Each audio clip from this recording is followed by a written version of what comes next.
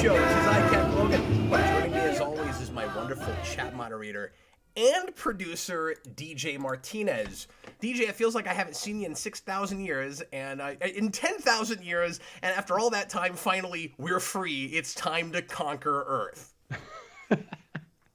Oh man, it's been so long. I haven't seen you in forever. It feels like. Has it been a whole month? It hasn't been a whole month, but it's been close.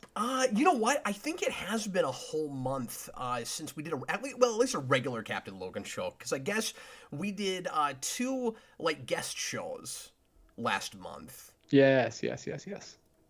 We did the tattoo show, which put a pin in that because I've got another tattoo talk with Cap tonight. And then we also did the Jack Kirby show with the cast of a local play, King Kirby. And it was great. I went and saw that last week at the Upside Bungee in downtown Kansas City in the West Bottoms, for anybody who's from around here, all three of you. And it was great. And I am really glad that I got to see that and that we had those guys on. That play is a really great tribute to Jack Kirby, but it's also really depressing because it's very warts and all, just about all the ways in which he was screwed over by Goodman and by Stan Lee in certain ways, at least in his mind. And I could see the argument that it maybe vilifies Stan Lee a little bit, but its portrayal of Stan Lee is also really funny, and I don't know, a lot of mixed emotions, and I think it intentionally tries to make you feel mixed emotions. But anyway, I think, according to them, I got to see the best performance they did. I got to see their final performance, and it was sweet. It was real tight. I thought the pacing was great. So yeah, it's not like it's a thing that you guys can see, so I'm hesitating just reviewing it here, because what's the point? But I took Jason, he really enjoyed it. A lot more language than we expected. You should have had Jason recording it the whole time, and you could upload a bootleg. Yeah, they wouldn't allow you to do that.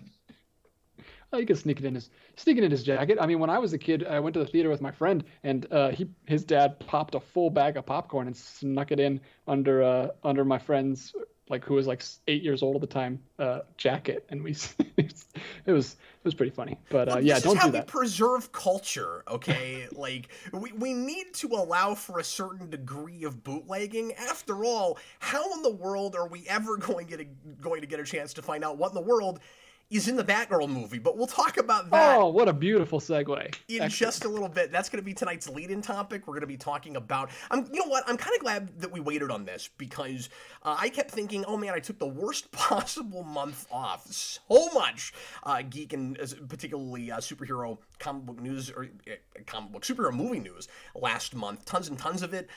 Information about not just Wave 5, but also Wave 6 of MCU. Could we have waited for at least some of 5 to happen before we jumped right into 6? Nah, I was ready for them to just start talking about waves 9 and 10.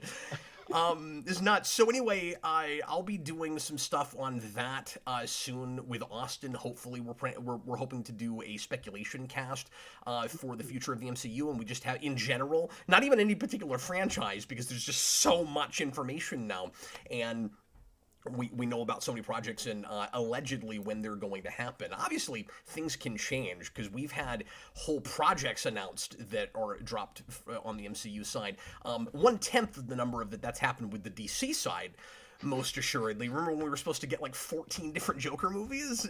Most of those didn't happen. Or I guess I should say Harley Quinn movies. But anyway, I digress. Welcome back, everybody. Thanks a lot for joining us for tonight's Captain Logan show. But yeah, I was just going to say, I'm glad that we ended up waiting on this, because so much more information came out just today about what Discovery, not Star Trek Discovery, we're not talking about that tonight. Nobody leave. But Discovery, Warner, I guess Warner's Discovery is what they're calling themselves now. Is it that, or is it Strike That Reverse It? Is it Discovery Warner Brothers, or is it Warner Brothers Discovery? The second thing sounds better. It's like a law office where they just argue over who gets to go first. Yeah, because what it feels like is a hostile takeover, but it's not. It's a merger, but they've got a new CEO who's changing everything, so it feels like Discovery came in and just took over. Yeah, it definitely feels a lot more like they just bought out Warner and they're destroying everything than a merger. But that's not exactly what's happened. So anyway, we're getting we're not getting the Batgirl movie now. We'll talk about the cancellation for that, among a lot of other cancellations, because I think a lot of people have maybe missed the memo that that's not a singular issue. That it's not, because everybody's been speculating about why that's happened, and it's not fully clear.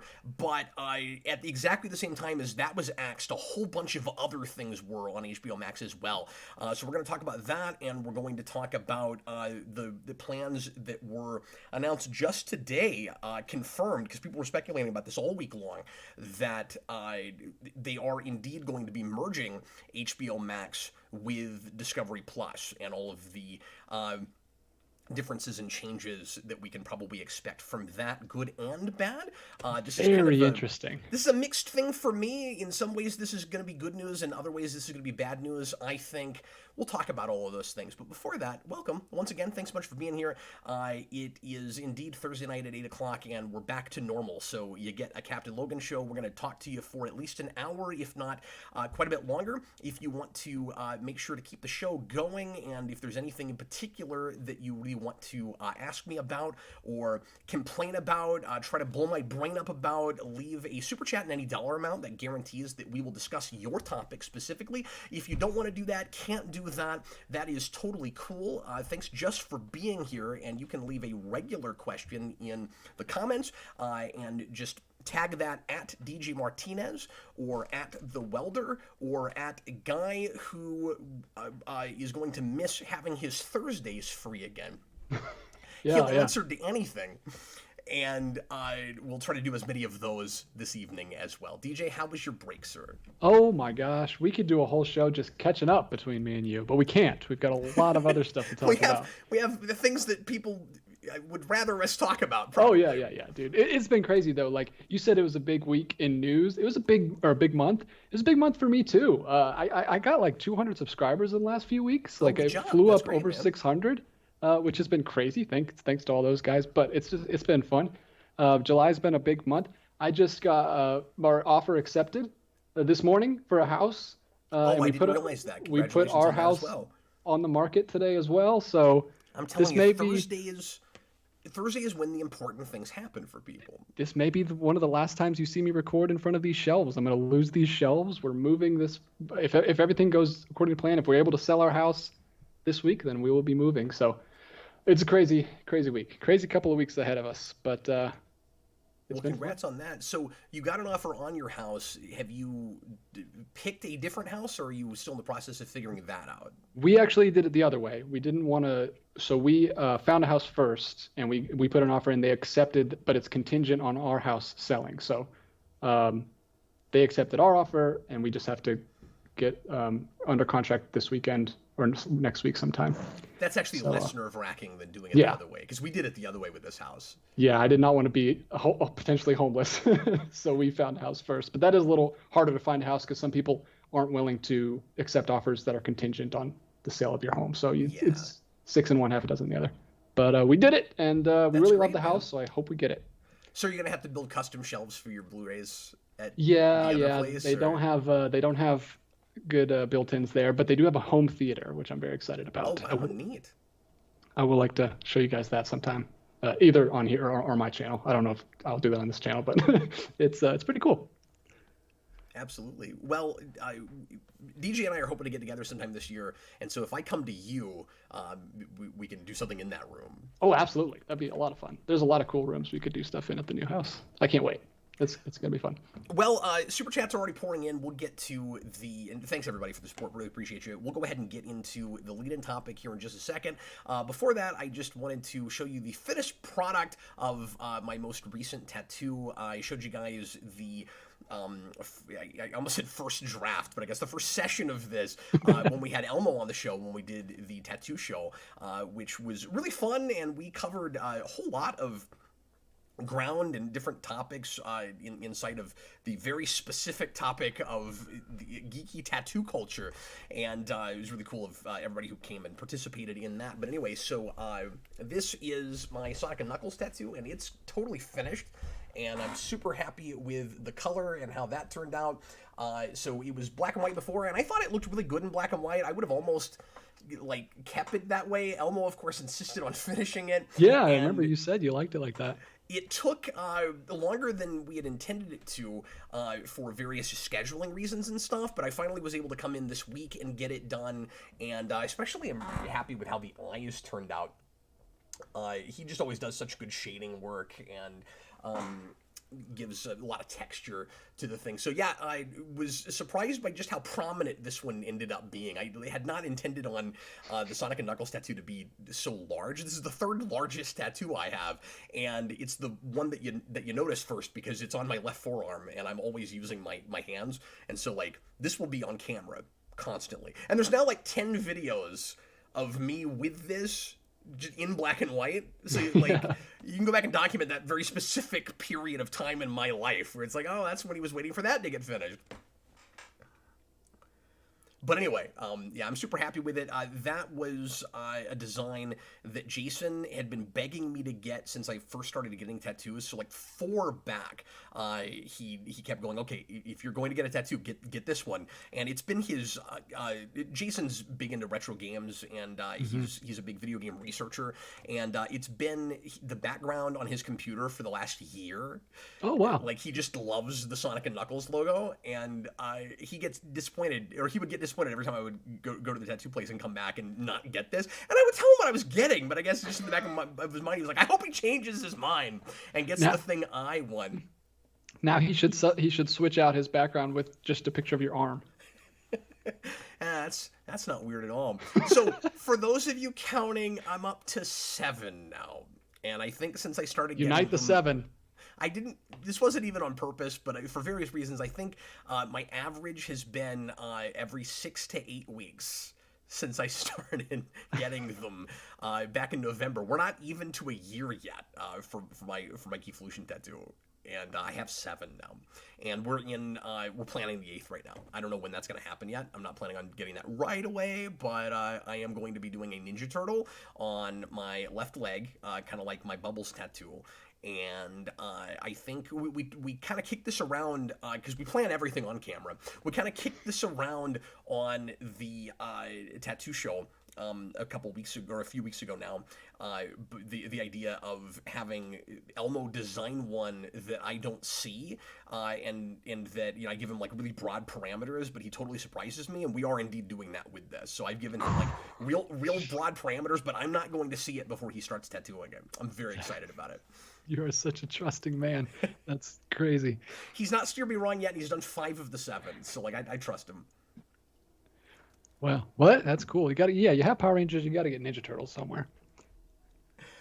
I don't know why every time I bring up tattoos, somebody has to say something like Cap should get a grill over his teeth. Cinema RX87 just said that. That always comes up for some reason. Well, Thomas Lowe says he wants you to get a tattoo that says damaged. So that's probably where that started. That comes up a lot as well. Yeah.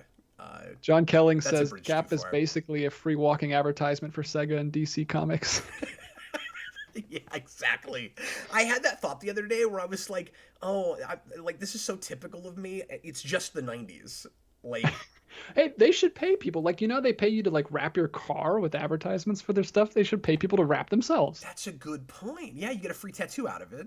That's even more advertising than a car, because you're only in a car like half the time. You're in yourself all the time. You just tell the person that they have to have it in a prominent enough place that it's not going to be covered all the time, and then they're paying what, $300, $400, $500 depending on that tattoo. Like, yeah, come on now, it's a great idea. It's $1 billion idea. Geeflutions, that's our first sponsor. Body ads. Body ads. I mean, at some point you have to slow down on that. There's no doing that forever. Okay, so let's get into tonight's lead-in topic. So DJ, Batgirl is officially shelved. It's canceled. It's not coming out, despite the fact that it cost $90 million to make. Originally reported just a few days ago, I read 75 everywhere, and then that number was upped to 90 million. Apparently, this comes from the Washington Post. Yeah, I heard that it was the original plan was 75, but then COVID restrictions pushed it up over 90. That's Yep, that's what I was just about to read, actually. Yep. Oh, sorry. And oh no, no problem. Now I don't have to read that. But anyway, just wanted to cite my source on this. But yeah, so this news blew up. Everybody knows about this at this point. If you haven't followed up with it, though, it's, as I alluded to earlier, it isn't just that Batgirl got canceled. It's that there's a lot of house cleaning going on at HBO Max and Warner Brothers in general. There's a laundry list of things that have already been canceled. Also of shows, curiously, that might have been over for years, that in movies as well, that they've been quietly dropping off of the streaming service. Slowly, we're getting a lot less content, it looks like, on HBO Max. And that seems to be for potentially several different reasons. Some of this is cost cutting, as far as the cancellation of things that were already made or in the middle of being made. Some of it with HBO Max is just getting rid of stuff that, like streamlining, getting rid of things that aren't bringing in new viewers or keeping viewers. And the new CEO seems to have a huge issue with the notion of making movies just for streaming. He wants to go back to the old theatrical model for everything, and doesn't like this kind of, in his mind, like midway way of doing movies where it costs less, but you just put it on a streaming service. So they're doing the Netflix thing of focusing on blockbusters.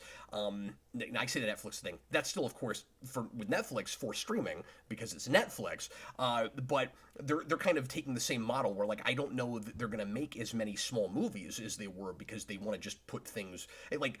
He was quoted to say he doesn't believe in streaming movies. Like no more vanity projects. No more vanity projects. Exactly. And I can I can sympathize with this idea to some degree. Like, you and I talked about this with Netflix, where it's really sad to think that the only things that will be made by certain companies will be big blockbusters. But on the business end, the question is, how many for HBO Max anyway? Netflix is a horse of a different color. I think more people come to Netflix for movies than arguably do go to HBO Max, because a lot of Max's subscribers are HBO people or TV people. And I think that he might be onto something, at least for that particular service, that the straight-to-streaming movies might not be bringing in people. Like, I haven't really talked to anybody that's like, yeah, I go to HBO Max because they have all these really cool movies that are just made for HBO Max. Like, maybe some things that go to the theater first. But I can kind of see why that's happening. So that's the deal. That's part of the reason that Batgirl isn't going to streaming. There are lots of rumors about other potential reasons. So let's just talk about the Batgirl thing first, and then I'll mention some of the other things that were axed, so that for those of you guys that don't know about this yet, you'll understand that this isn't just about Batgirl. This isn't just about superhero movies either. Like, they also canceled the Wonder Twins movie, which wasn't very far along. I don't know if they even had a script, but because I never heard after the initial announcement for that, but like, that's not happening now. Odds are very much against Supergirl. That was supposed to happen. But Supergirl was, I never even heard if that was supposed to be theatrical or not. I have no idea. But yeah, so a lot of the speculation with Batgirl was, well, it had poor test screenings, and I've heard things back and forth about that, by the way, that like the test screenings were terrible, the test screenings were great, but the news for a while, or rumor, or it was difficult to tell for Batgirl before we were getting more information about all the other things that were scrapped, and that they really are merging the two streaming services, Discovery Plus and HBO Max. Whatever they end up ultimately calling that, I really hope it doesn't have plus in the title, but I know it's going to. A lot of the talk was the new CEO and the new folks at Warner Brothers / Discovery, whatever that is called now. Disco Max Plus. Said, like, looked at that movie and said that it is irredeemable. That was the word that we heard floating around from some insider. It's irredeemable, and I'm like, I don't know. I saw the Snyder movie. It's like I really need to see this movie now and just see like how like is it if that's true, is it like that Wonder Woman pilot that got axed? Like is it bad like that? Is it like Yeah, I heard they said it looked really cheap and like it looked like a streaming thing, and they didn't want to do a streaming thing. They wanted to do a big theatrical thing, and it would have took too much money to like beef it up to make it look theatrical worthy. So yeah, and all of that seems to be true. I just wonder how like from the horse's mouth. What is his name? Their new CEO. That is a great question. I don't know. I've got it here somewhere. But anyway, I'm sure somebody will throw it up for me here in a second. He is wreaking havoc. He is making a name for himself. Yeah, and he's making an insane amount of money doing it, by the way. I'm jumping all over the place, but I was shocked to read this. I have this... They release his salary? Yeah, they released his salary. Oh my gosh, poor guy. David Zaslav, yeah. His salary jumped from like 30 million to like 240 million. He could take half, apparently like by the end of next year or something, he could take half of his salary and make blockbusters by himself if he wanted to. Wait, he was only making 30 million? Oh, 30 million. I'm sorry. I thought I registered that as 30,000. I was like, wait. that's like grocery store money. No, 30 million is a lot, and gosh, he's making... I mean, I hope he's worth it. Maybe he actually knows what he's talking about. I don't know. Maybe he does, yeah. I'm not finding this article right away, so I can't cite my source on that, but I did read that earlier today. So grain of salt with that, my apologies. There was so much stuff to bring up with this, and I don't have it right here. But anyway, so I was really curious as to whether any of the reason behind that cancellation, considering it's mostly done, like they wouldn't have had to put very much money into it at all to finish the thing, 75 and then I guess reportedly 90 million. I think some of that special effects, like I think they were pretty much finished with it and ready to put it out. And I wondered if any of that had to do with content. I wonder if any of it was like worry about any kind of like politics with it or anything, or if all of it was just how cheap they thought it looked, because there was a lot of reports as that movie was being made about how like progressive it was and pushing certain envelopes and that kind of thing. And I don't know this guy's politics. I don't want to speculate too much about that. I just wondered if that had anything to do with it. What I heard was that because they're doing this whole new regime shift and they're all the investors are watching them, and everything has to go well. They didn't want a big failure to be the first thing out the gate as soon as they started, and they had no faith in it. The test screenings were bad. They didn't like how it looked, and that's why I hear people saying, "Well, just release it. It's done." But like, who cares if it's bad? We want to see it. But like, if it's really bad and it's a huge flop, it looks bad on the new guard, especially the guy in charge. So. And the other thing to keep in mind is that Zaslav has been putting together a like MCU-esque 10-year plan for the superhero movies. So a lot of people are worried that this also could mean the end of anything. That like anything could be on the chopping block. We can't trust that anything you like is actually going to come out and continue to get made now. And there may be some truth to that. Zaslav is like Silver Surfer coming in. All that you know is at an end. Yeah, I think anything that was actually supposed to be released in a theater and is close to completion is probably safe. Like, if it doesn't look horribly cheap. Who knows? But Flash is still up in the air. But that was up in the air besides this. Like, that's not a Discovery question. That's a PR question no matter who you are. Like, who knows what's happening with that? That's the big exception. But, like, keep in mind, and Austin and I were talking about this today, and he made this point. He was like, well, this explains why DC had almost no showing at Comic-Con. Yeah. And he's right about that. So you can assume that all the trailers we just got, that stuff comes out, right? Like Shazam 2, that comes out. Whether you care about any of this stuff. Aquaman 2, with or without Mira at all, that comes out. Well, that didn't get a trailer, but I'm pretty sure we will still get that. That will still come out, I think. I don't know. I guess anything is possible now. No, this is all really wild. Shazam 2 and Black Adam are safe. I think you can say that. But yeah, Black Adam, Preacher on Netflix, that's probably still happening. That cartoon show Bat Wheels, that's probably safe. That probably still comes out. But I'm glad that you mentioned Flash, because that's the other thing about this is they're clearly trying to make a big left turn and kind of start things from scratch. And this is where I say there's good and bad things, at least for me, about all of this. This could be giving me exactly what I've been asking for, regardless of the couple of things here and there that I've liked okay that are still in what is left of the DCEU that started with Snyder, the semblance of that universe that's been, completely chopped all to hell and kind of retconned and re-retconned and reworked and rebuilt and renegotiated. There's still pieces of it left, and some of it I'm liking okay, but I'm tired of the baggage. It is confusing, it is awkward, and I think the whole kit and caboodle needs to be scrapped, and it just needs to be burned to the ground. I am a Bond villain when it comes to the DCEU, even the stuff that's okay. Like, people love the Suicide Squad, people love Peacemaker. I haven't seen that show. I don't care how good it is. I want all of it to go away, because there's baggage with it.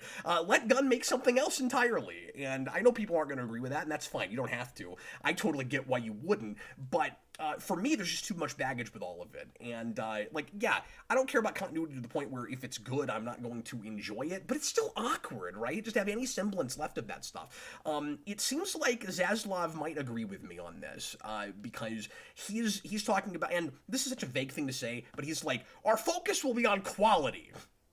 All right. Whoa, why didn't we think of that? Oh, guys, we should have thought about quality a long time ago. We're going to really hunker down and focus on quality. They're going to really try to compete with the MCU in a way that they haven't been able to. And but they're planning to unveil some kind of big 10-year plan. I think they're further along on all of this than anybody realizes. Now they say that that they're going to put some kind of course, new creative team in place.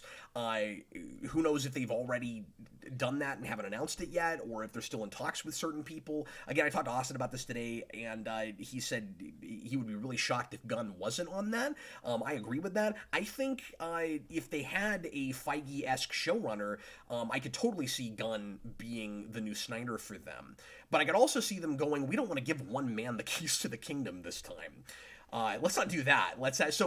Could be by committee, which there are good things and bad things, of course, to that notion. You certainly don't want to do storytelling by committee, but you could potentially build a universe that way.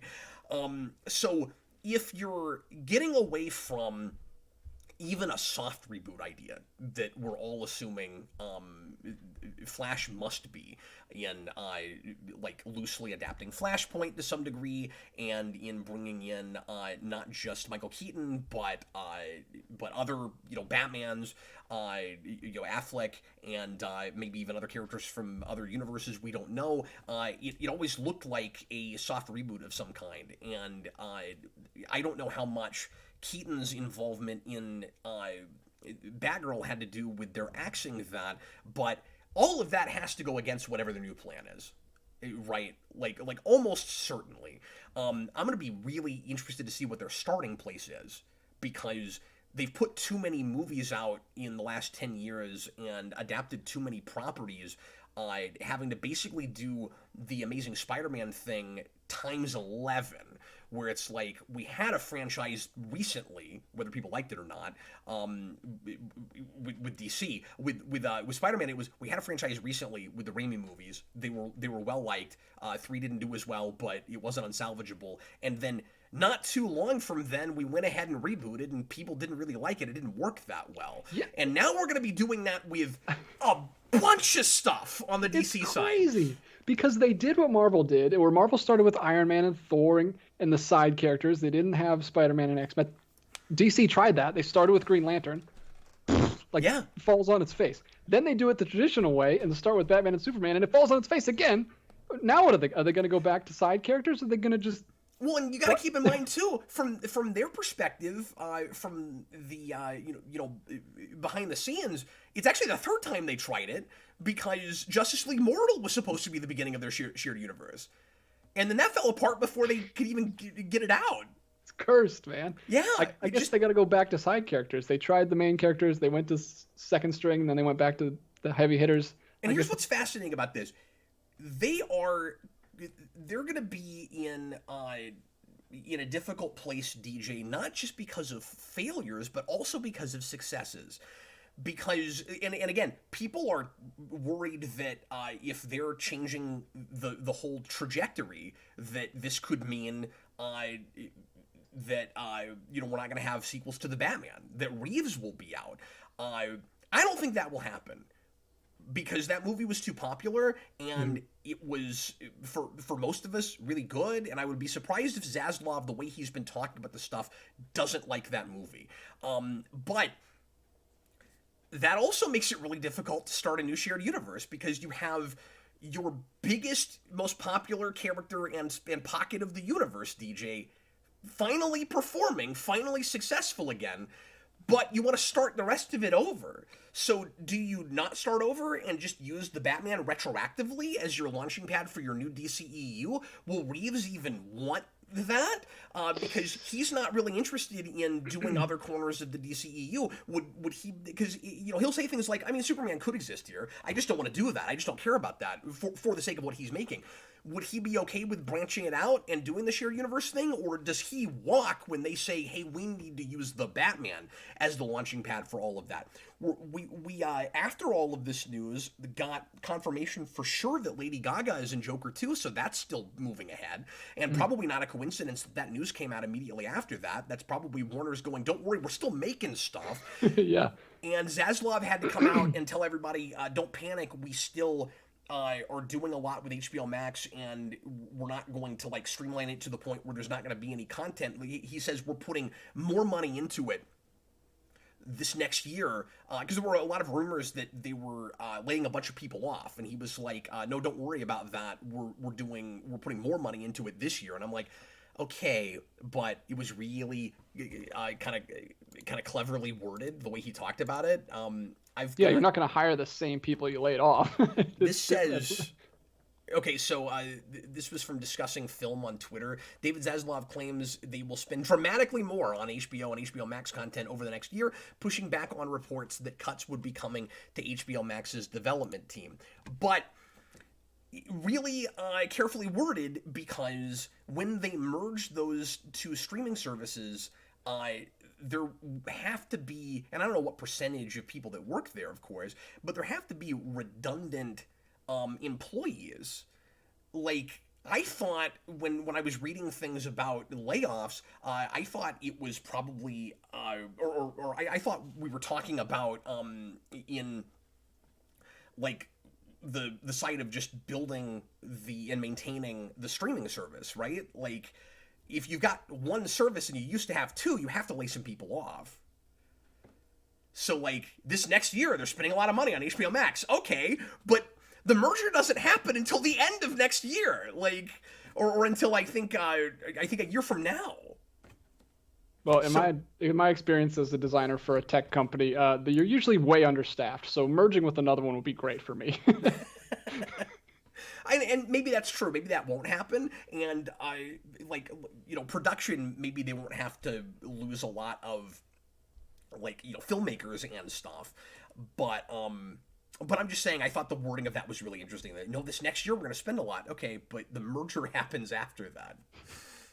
So I don't entirely know what that means, but anyway. And we got to get into some super chats, but that's a whole other ball of wax. Is they're combining streaming services, and HBO Max is one of the best streaming services, and it's getting folded. It's not like the other way. It's getting folded into the Discovery Plus streaming, which I've never used. I don't even know what it's like. I'm worried about it because you're right. It is the best service as far as variety and amount of offerings right now.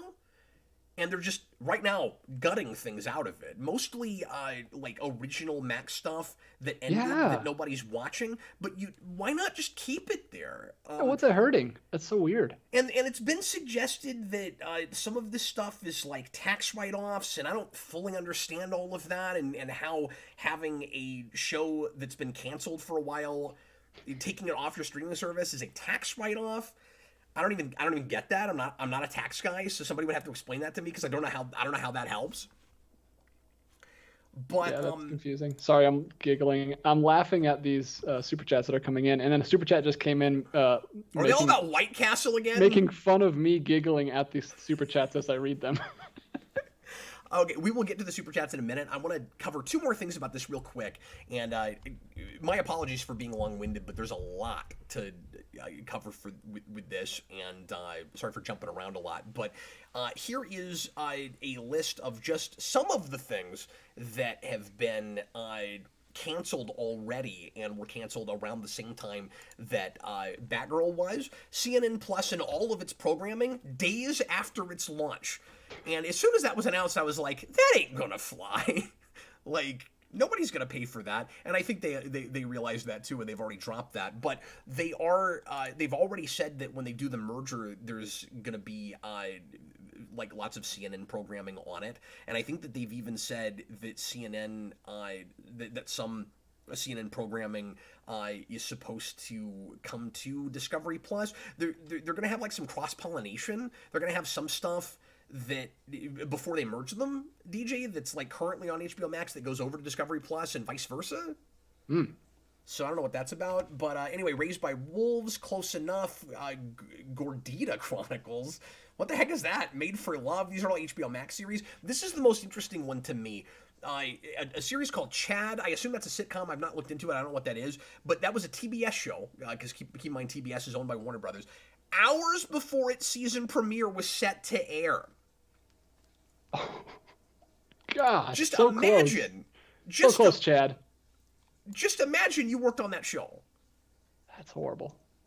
Yeah. I mean, we didn't even talk about it. Think about all the people. Think about Batgirl herself. It's going to be a tentpole DC movie, and it just gets ripped from her the year it's supposed to come out. Ugh. Well, and of course, she put out a tweet and was real gracious about the whole thing, but, was obviously, more than disappointed. And, a lot of talk about just all the people that worked real hard on that, and they shot it in Scotland, and, like, nobody's going to see any of the stuff they shot. It's crazy the way they're talking about how cheaply made that movie is with a relatively, especially for a straight-to-streaming thing, like star-studded cast. I doubt Michael Keaton, since the earliest days of his career, has ever been in anything that nobody's gotten to see. Like, that's crazy. Well, and he's I heard reportedly in at least 5 scenes. I heard that his suit in particular was one of the things that people said looked like the most cheap and awful looking. Of course, that's just reports. What's weird is we did 10 minutes on how it looked. We thought it looked pretty good from the images that we saw. You remember? Yeah. We saw a picture. I don't know. Maybe it just doesn't move well. I don't know. And then we found out later that was supposed to just be the stunt suit, and I thought it looked fine as a suit. Oh yeah. But I'm also off on my own island on this, apparently, because I like the Batgirl costume, and it was, like, infamously ripped apart. People hated it. And I thought it looked fine. Like, I kind of dug it, but what do I know? What do you know? You've been off work for a month. Okay, real quick, the other thing I wanted to throw my 2 cents in about real quick before we take super chats about this, and maybe there's already questions about this or opinions about this, but here's what I wish would happen with Batgirl. If it doesn't go with their plans moving forward, and they're worried about just having it on the platform and confusing people about the direction they're moving. And I get that, like, synergy is not everything, but are you with me on this, DJ? Like, I get why they would do that, but I don't like not getting to see it. Like, Oh yeah. it Absolutely. bugs me that there's this like 90 to 95% fully finished Batgirl movie, and I'm allegedly never going to see it. Now, I guarantee you someday I see this movie because there's no way it Some doesn't. disgruntled employee. Somebody's leaking this movie, right? This will. Austin said this too. It will be Roger Corman's Fantastic Four all over again. Except it won't hover around at cons. You'll just be able to illegally download it everywhere. Yeah. There's no way we don't see this movie at some point, even unfinished. Yeah. I would agree with that. I mean, yeah, obviously we can understand like why they do it, but still be super bummed that it's not coming out. That sucks. I'm really excited about it. And I know I'm not by myself on this. A lot of people feel this way. I'm more curious now that it's canceled. Because I want to know why they canceled it. Like, I have to see the train wreck now. Or see if it's possible that I don't understand what they're smoking and I actually, you don't think it's kind of decent. Because, again, I've been against the grain on this. I've liked some of the things I've heard about this movie that people have been, kind of freaking out about. But people are 1,000% DJ more interested in this movie now that it's canceled, and also 1,000% more aware of it. Yeah, he may be a genius. His merger with Discovery is now way more news than it ever would have been. A lot of people had no. That's a good point. Yeah, people are paying more attention to the merger at large now and the decisions that Warner's is making just because this movie got canceled. And I think it's just the curiosity thing. If you put this movie out after. It's almost the reverse of the Sonic the Hedgehog thing, right? Where, like, nobody wanted to see that movie, and then the change that people needed to see made that they didn't think would get made in making him look better, and more like Sonic the Hedgehog, happened, and then people suddenly wanted to see it. This is like the reverse of that, where it's like, well, I didn't care about the Batgirl movie until they weren't going to release it, and now I have to know. Some people have... Also, humans are such baby. Like, humans are. I don't want to eat that spaghetti, but now that I can't have it, I want it. Well, and again, in most people's defense, also this just wasn't on anybody's radar. There wasn't a trailer yet. It hasn't been advertised yet. A lot of people didn't know this even existed, and this has been the best possible promotion for it, even though it's ostensibly never going to come out. And so, I don't agree with people that say that this was a stunt. There was, I think, more of a chance that the Sonic thing was a stunt than this, and I also don't think that was a stunt. But I have read some folks online suggesting that they did this just to drum up interest, and then they're gonna miraculously resurrect it, and suddenly we'll have news that they'll suddenly announce that Batgirl is going to happen in, like, I don't know, maybe a Fathom event thing, like one night only, or they'll have it like, limited run in the theater or something. I don't think that happens, and I don't think it's a stunt because you saw, I didn't read everything, you saw all the other stuff that they're canceling. Like, this was part of a purge. So... Yeah. There's no chance in my mind that that's what happened with this. But is it possible retroactively that they go, well, enough people want to see this, maybe we'll give it to them in some way? Here's how I wish they would do it. I think they should release it real limited on disc, like a direct-to-video thing. Because this is what we used to do, right? Like, stuff that we thought looked terrible, that wasn't working, we just throw it on video. And the problem is this was...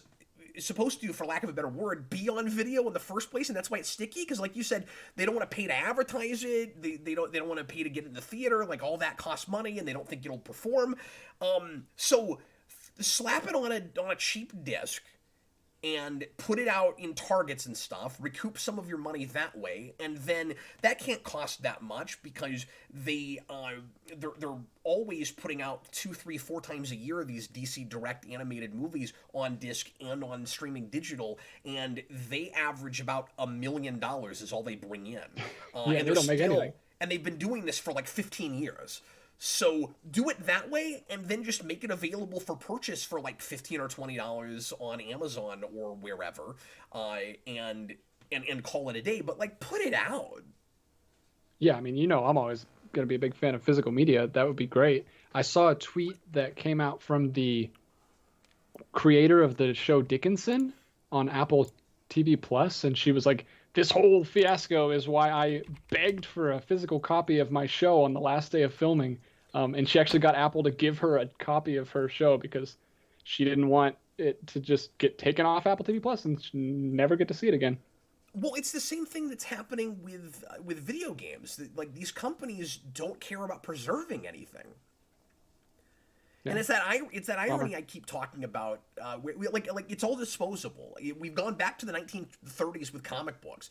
We don't care about the history of any of this of preserving it, even though we're in a day and age where like everything exists on the internet and it's easier to preserve things than it ever has been.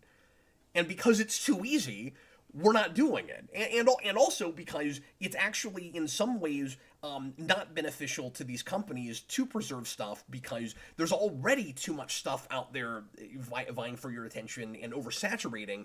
And then you also have to compete with things that came out 50, 100 years ago. So let's just let things die so we can sell you something else. I think that's the strategy. I think that's clearly what PlayStation and Sony and Nintendo are doing. Particularly Nintendo. Oh, yeah, because you're competing with yourself at that point. Yeah, exactly. Like, don't play our stuff from 20 years ago that we're not making money off of you anymore. Play our new stuff.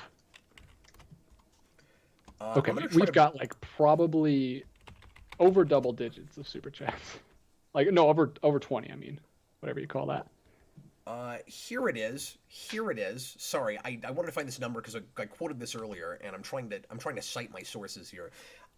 So IndieWire in 2019, Zaslav made $37.7 million, down from his 2018 take of $45.8. So how the hell did he get to nearly $250 million?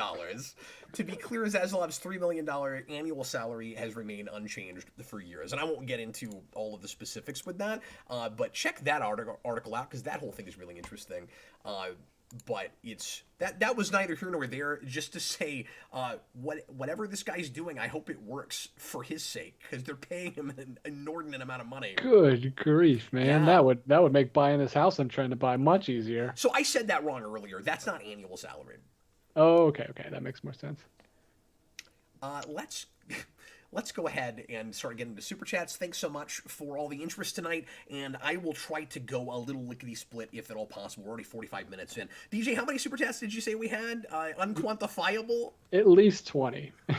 We are swimming in them. So I'm gonna fly through these. Right. First one though, Adam Arch, $20 super chat. Thank you so very much, man. And he says, no question, just a warm welcome back from hiatus in quotation marks cap. Yeah, I kept making videos, but I wasn't doing any of the stuff people cared about. That's what I do when I'm on my hiatus. Is like, I feel like taking a break. What do I want to do? Well, I thought of this cool project nobody's going to care about. Yeah, it was a hiatus from useful content. Or not useful, but thanks for that. Interested. You're somehow the hole is being dug even further. But anyway, no. Thanks a lot to him. Who was that again? Adam Arch. Adam Arch. Thanks, Adam. I appreciate you, man. That was super neat of you. Yeah, but it was a fun vacation. Yeah, I did some experimental stuff. I tried reading comics out loud while giving commentary through them, basically doing like comic book commentary, and that was a lot of fun. I'll try that again with something. Sweet. Yeah. I wasn't dogging your content at all. I was actually probably watching more of your content this last month than I have in a while because I wasn't in. Because you weren't in them. Yeah, it was all new stuff. No, thanks, buddy.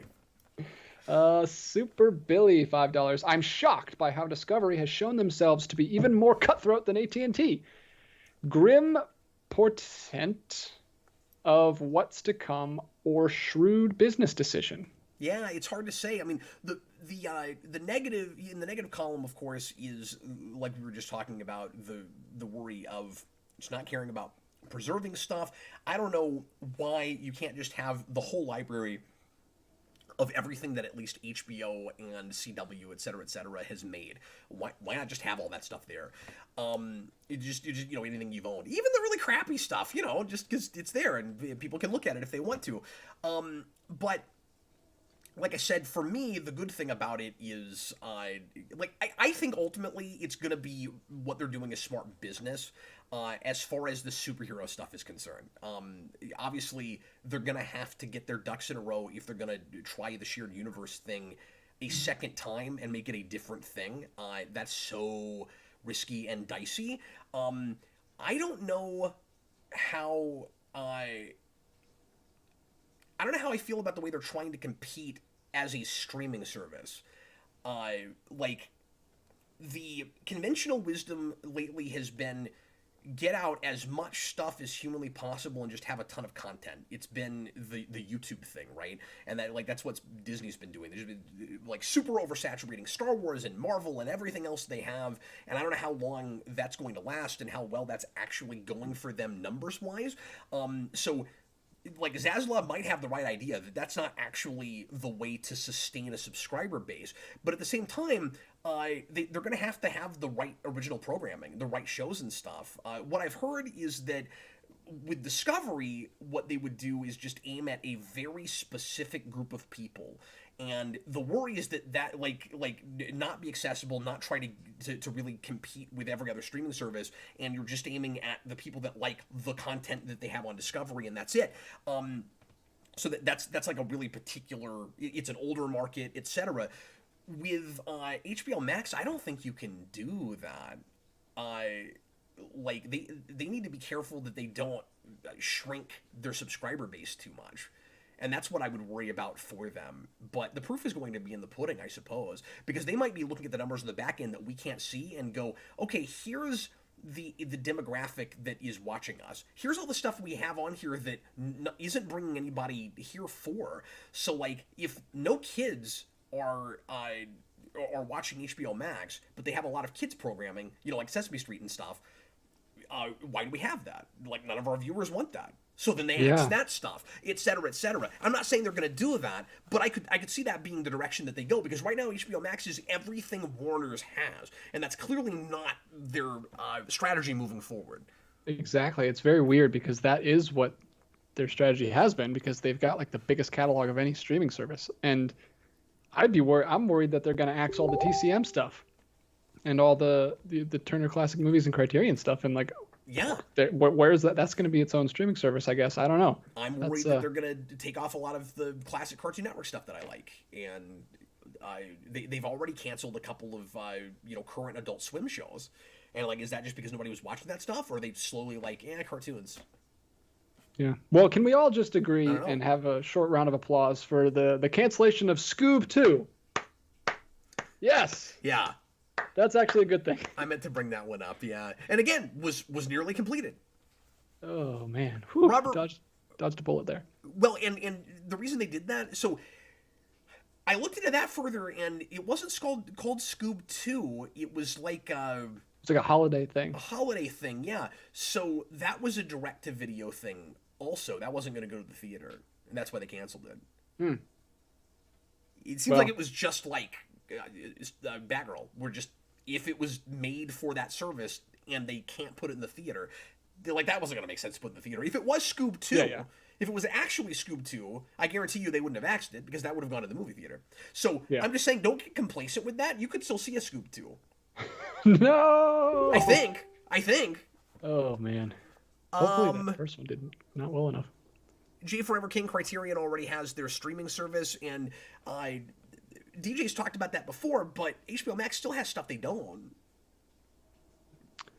Oh, yeah. I know Criterion does, and I use that more than I use HBO Max lately, but HBO Max was like my gateway drug, man. Having all those classics on there was great, and I would like a lot of people to find that stuff, so I hope they don't get rid of it.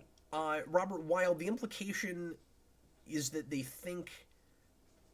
I'm sorry. Let me read this correctly. The implication that they think women prefer unscripted content over scripted content more than men was sexist as hell. I had not heard that. Did they say that? Did they come out and say that? Well, that's the big thing. Is like, that's the kind of content that Discovery makes. It's like your reality shows and your HGTVs and all that stuff, and they're going to try to apply that model to HBO Max. That's going to be weird.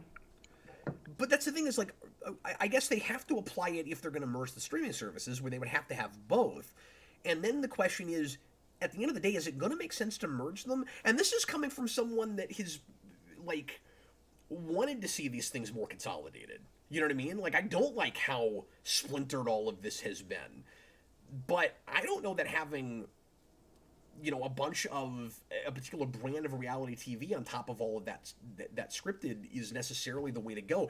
But also, this is somewhat selfish of me, because one of the things I like about HBO Max is that I don't have to sift through a lot of that kind of stuff. Like, it is kind of nice that most of it is scripted, and that most of it is has a potential to appeal to me just on the basis of this is a story. You know what I mean? Yeah. I'm not gonna have that anymore. It's weird to jumble, like, especially if they're trying to like consolidate stuff. It's weird it's combining two streaming services is weird. Anyway, let's continue, because you said we had lots of super chats. We have a ton. All right, number 3. we're really working on this. Another one from Super Billy, $5. As fan of Joker, I'm cautiously optimistic about the sequel. Intrigued that it's a musical, but ambivalent toward the inclusion of Harley. Thoughts? Sorry, real quick. Devontae Brown says it was Scoob 2. Devontae says it was a direct sequel. Yeah, but if it was a holiday thing, like, was it their main sequel? Like, was Scoob 2 going just to streaming just because the first one came out that way? Because originally that was supposed to go to the theater, I thought. And then it was one of those things that released during COVID, so it was also streaming. But yeah, maybe it was the same project. I don't know. I didn't look real deep into that. I just, at first I heard Scoob 2, and then I saw what the title was, and I was like, I don't have that up here. It's the holiday thing, and I was like, oh, maybe that wasn't Scoob 2. I don't know. Yeah, I had only heard the title, but Scooby-Doo does kind of use those kind of titles as movies titles sometimes, so I could see it either way. Scoob 2 Holiday Haunt. Yeah, everybody was talking about it. Like, Screen Rant, CBR. Well, Screen Rant is Screen Rant. CBR, Collider / Film. Yeah, everybody's saying 2 was maybe in the title.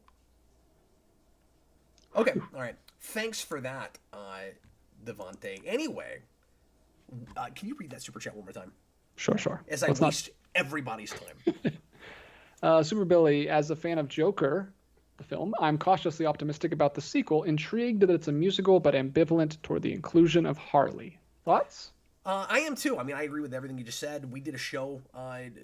We talked about this. With that as part of a lead-in topic, so I've already kind of expressed my thoughts on that. But I'm in the same place I was before. It was treated as big news today that she was definitely going to be in that movie, but it seemed pretty cut and dry and like pretty definite that was going to happen. So that was really no big surprise. But yeah, I'm cautiously optimistic as well. I'm open-minded about it for sure. A lot of people are saying, it sounds like a big cash grab. That movie didn't need a sequel. They're only doing that because it was that popular. And I'm like, yeah, but there is that worry. There's reason to have that fear, but it is encouraging that it took so long for them to finally put a script together and announce it. Like those writers said, we don't really care that much about a sequel. We won't do one unless we basically get struck by lightning with inspiration. And they're talking about it like that's what happened to them. I want to see the movie before and give them the benefit of the doubt before I say, I guess they offered you a good paycheck and you said something that sounded good. So, the musical thing, it does sound weird, but that's probably them going, like, we've got to do the last thing anybody expects and make it a completely different kind of project, or we're not going to care. You know what I mean? Yeah, that's why I am intrigued. Like, that's another reason why it doesn't seem like a cash grab, because, like, if it was a cash grab, it wouldn't be so weird. It would be like, would you take that sort of a risk? Like, musicals ain't a sure thing, folks. How many that's of those turn do we a lot get of people a year? off. You can't even make that a category at the Oscars. We don't get enough of them. Exactly. There was a time we did. That's going to turn a lot of people off, but that's what's got me like, this looks weird. I'm excited. I haven't seen the first one, but I'm more interested in watching the second one now. It's worth it just for Phoenix's performance, man. He's amazing. But anyway. Yeah. Ian Chandler, $5. Hey, Cap. Hi. With this 10-year DC restructuring... Look, EJ, you watch whatever you want to, okay? I'm not trying to do a peer pressure thing. You don't have to watch that movie. I don't care. I'm just saying it's worth watching. I'm sorry. He's bullying me, guys. You guys don't see all the off... No, I would never do that to you. Off camera, it's just watch Joker, DJ. Come on. No, he's fine. Ian Chandler, It's a hostile work environment, is what I'm saying. Hey, Cap, with this Dude, 10 if I years. was trying to get you to watch something, it wouldn't be that. It'd be like you've never watched a frame of Star Trek. Like I'd be pushing you to see Wrath of Khan or something. Like that's what I'd be doing. Like That'd be true. That's true. It is playing soon here in the theater. I've been once this year, and I have to go again because I have a. Do you know about this, DJ? Yeah, you go every time. Every time you time, see yeah, it. with Adam and sometimes Brandon, but Adam and I have a ritual where if Wrath of Khan is playing in a theater, we have to go see it, and we've gone 4 times now, and this will be our 5th. Oh man, yeah, I'll have to go with you one of those times. That'd be really cool. I took my kids to their first movie in the theater, by the way. What was it? This last weekend, Kiki's Delivery Service, a Studio Ghibli movie, was playing Cool. as like a special event type thing, and my son still hadn't been, and I wanted him to go to like a movie that he actually liked. He's already seen that movie. I didn't want it to be like Minions or some stupid thing like that, so I waited till something that was a good classic that he could see came out, and then I took my daughter too, and she's only 1, and she was amazing. She just watched the whole time. She didn't make a peep. She was quieter than he was. I couldn't get in his head that he needs to whisper everything he says. He would just talk full volume because he's only 3. Yeah, little kids will do that. But the first movie Jason saw in the theater, past being a baby, like I think we had him in Iron Man 2, but he was super.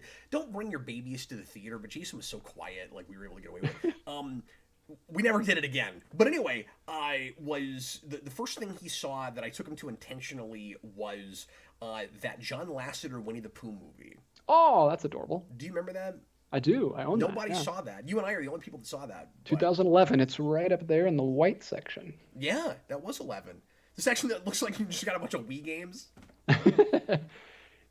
Yeah. But my kids are just about to turn 2 and 4 next month, so I thought it was time for them to see a movie. So That's awesome, man. actually, this month. Holy crap! It's like next week. Wow. That is a Ghibli film I still haven't seen. I got to do that at some point.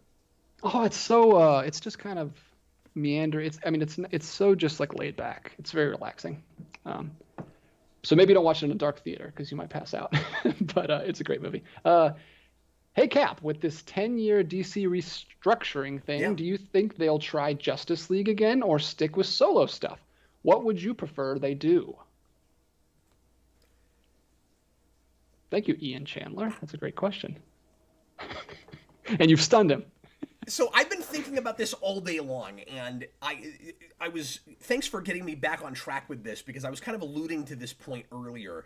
When I say you're kind of screwed because of all the mistakes you've made and all of and the few right moves that you made, because you can't start with Batman unless you retroactively do it with the Batman, because that would be confusing for everybody, and you've already got people that like Batman enough that they've been to the theater a few times to see Batman, but like one more was a bridge too far. I was like, really? We just reboot Batman every like 8 years. So no, I don't care.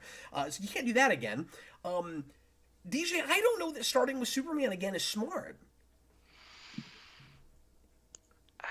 It is the Amazing Spider-Man thing where it's like, okay, there's stuff that they just can't do because Raimi did it, you know? Like, even if it's the right way to do it, you can't do it again. So it's worse than that with Spider-Man. You know why? Because kids still give a crap about Spider-Man.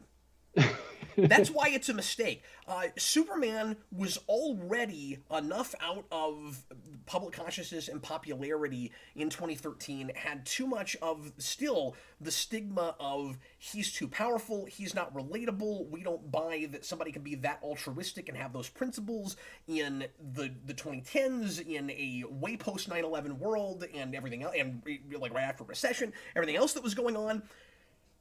So you're going to come back after Snyder made it cynical and try it again.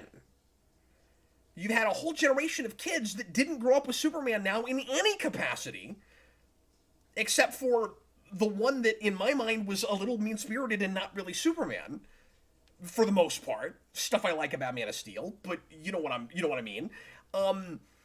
I don't know if you can. And the thing is, you could put out a thing and go, okay, this is really Superman. We really need Superman right now. Of course we need Superman right now. But would it be smart to start with it again? Because you'll have some people that'll be worried that like Superman, that you'll mess it up again. And then you'll have other people that will be like, well, I just don't care enough to go to that. And I don't know if it's a good starting point now. I think you have to ease into it. But you almost don't want to start with Justice League for the same reason. You just had the Snyder Cut. Will they be smart enough? I say smart enough. I don't know if it is smart, but I mean, you asked what we would like. I would like them to just focus on standalone movies for a while and Yeah. build up some consumer confidence again. Like, I no, agree, but I also still don't know what those should be, is the thing. yeah.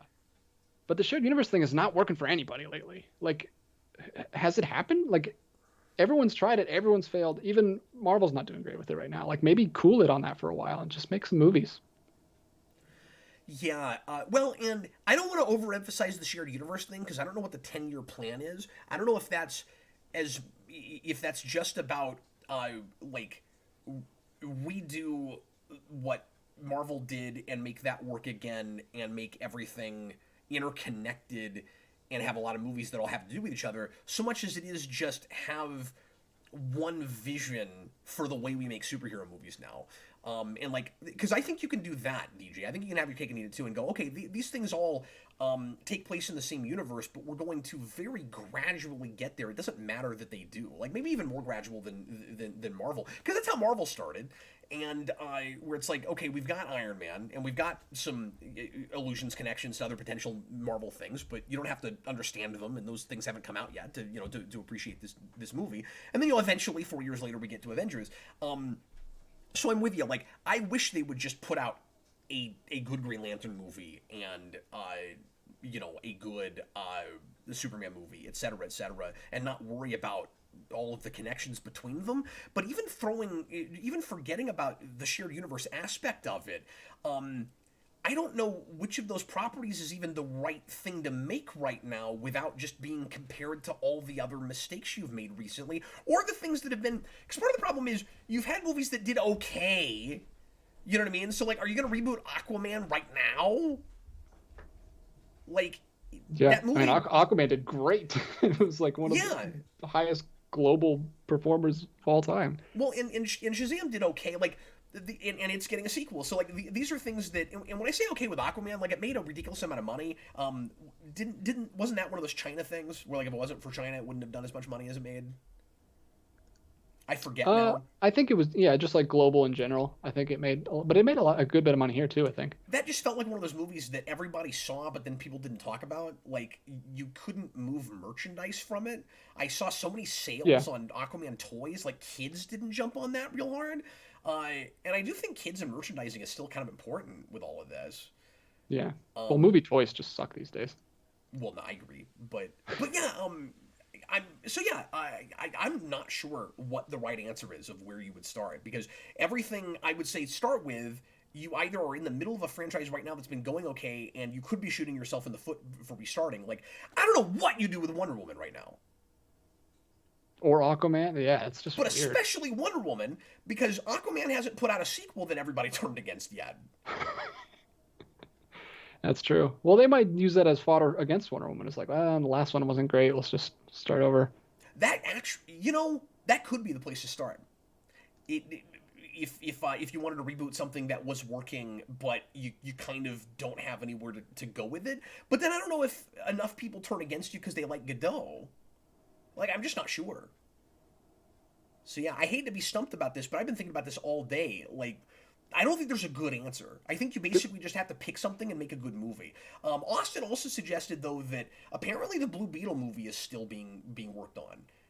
And he's like, that would be such a weird backdoor thing to start with, but that's a thing that we haven't done anywhere yet. Nobody knows what that is. And it might not be huge, but it might be an okay stepping stone, an okay starting place, right?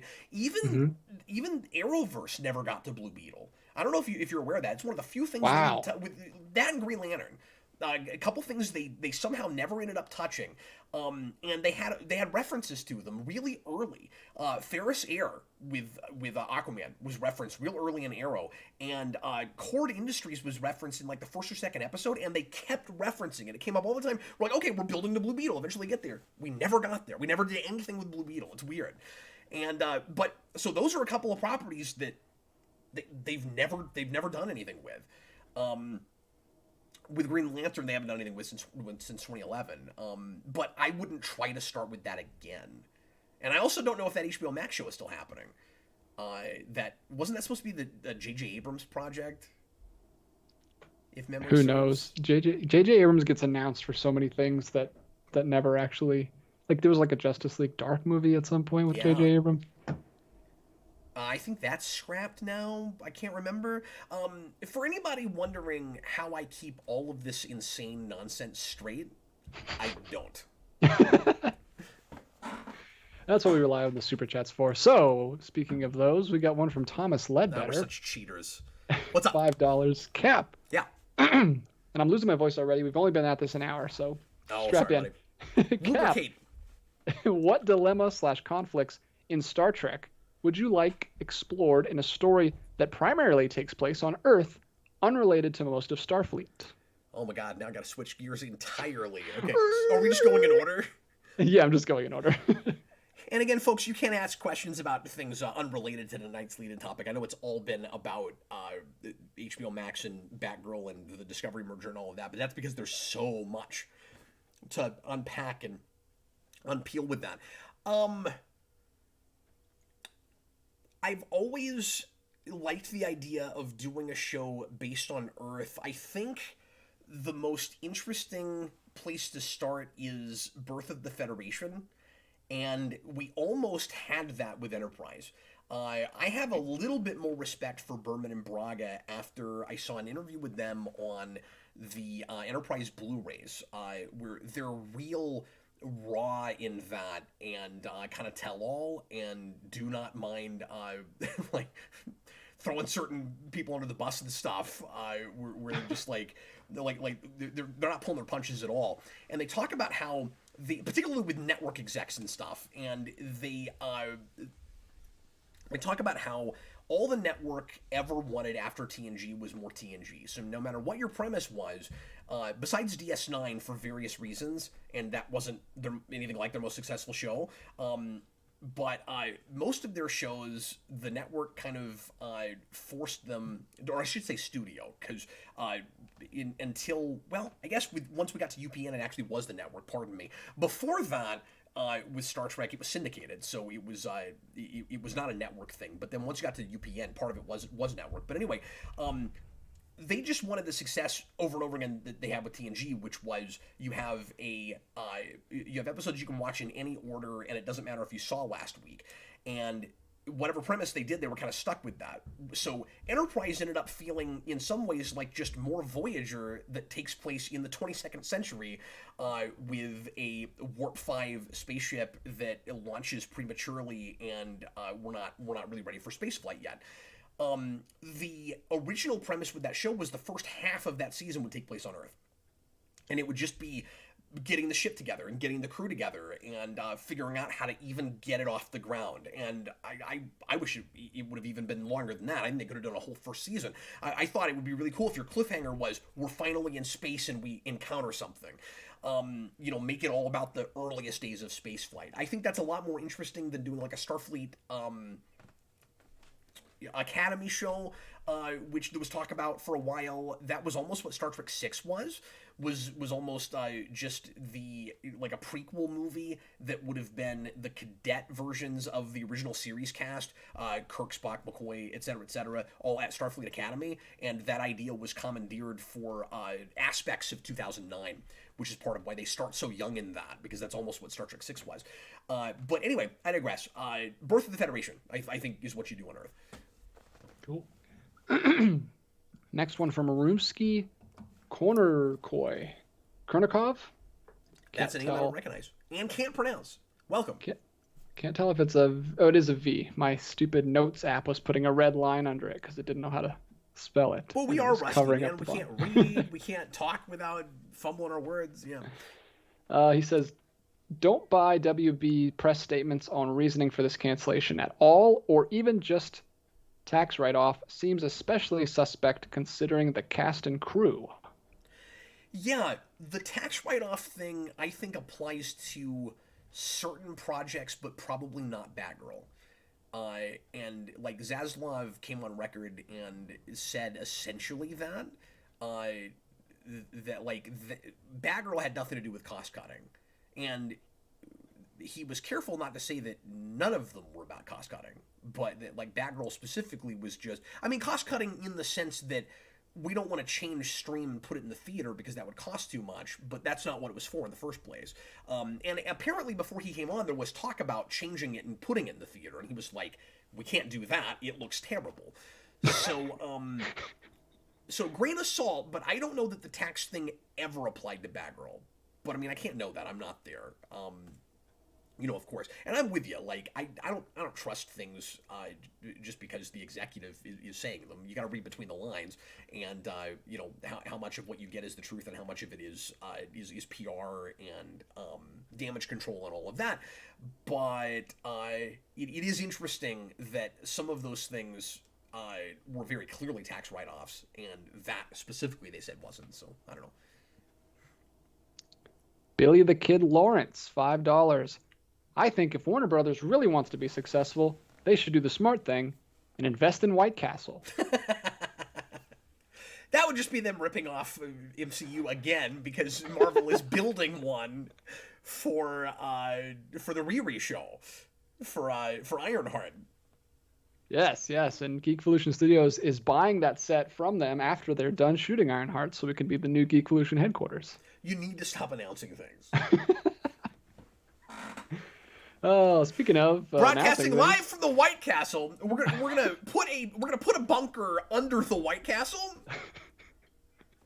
Oh, don't announce things that are too good, man. That's just too good to be true. That's pretty. Here's good. $5. I want us to find out in the Ironheart show that the MacGuffin of the whole show is under the White Castle, like what happened with the Zeo Crystal in the 2017 Power Rangers movie with the Krispy Kreme. That needs to happen.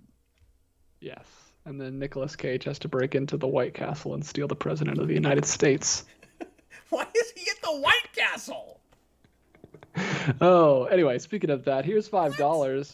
Oh, hi, here's $5. It's good to see you. He gives us $5 Thanks, on brand.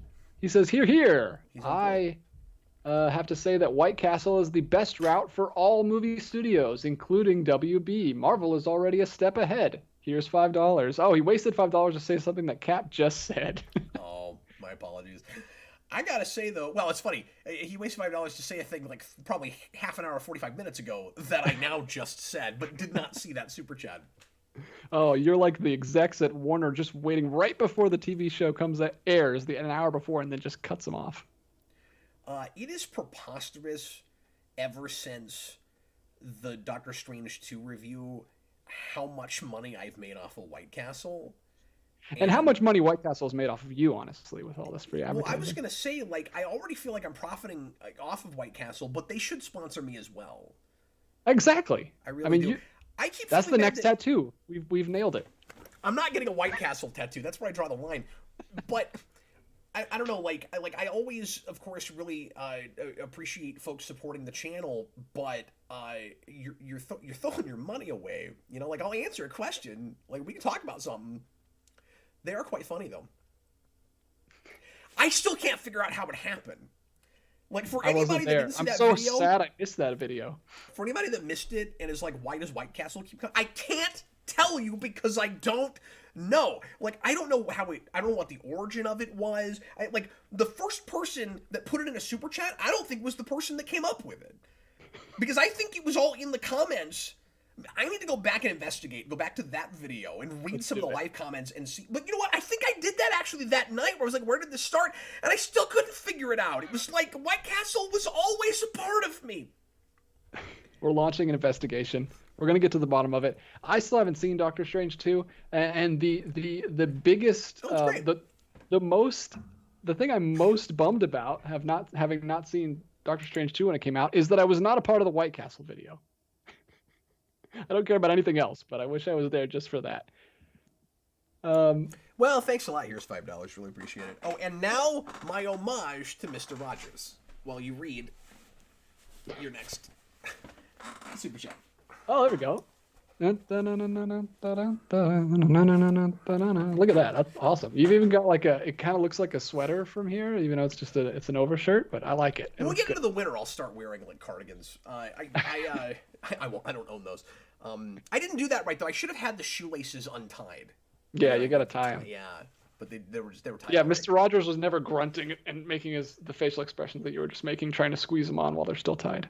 That's true. Yeah, I'll do it better next time. I'll do it at the start of the show next time too. But I had him here in case my feet got cold.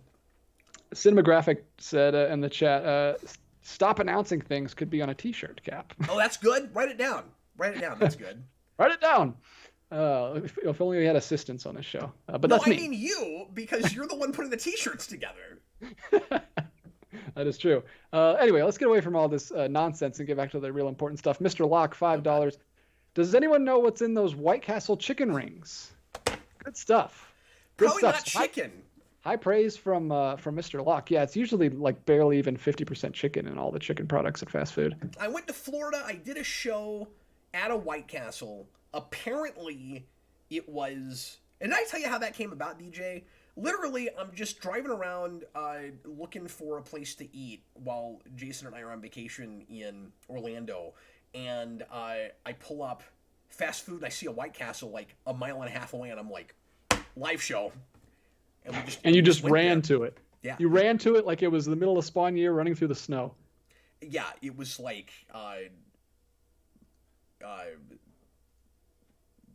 what is that? It's not $65 million man. What is that? What is it? $1 Million Man. I can't remember. But it's like the boing, boing, boing, boing. Yeah.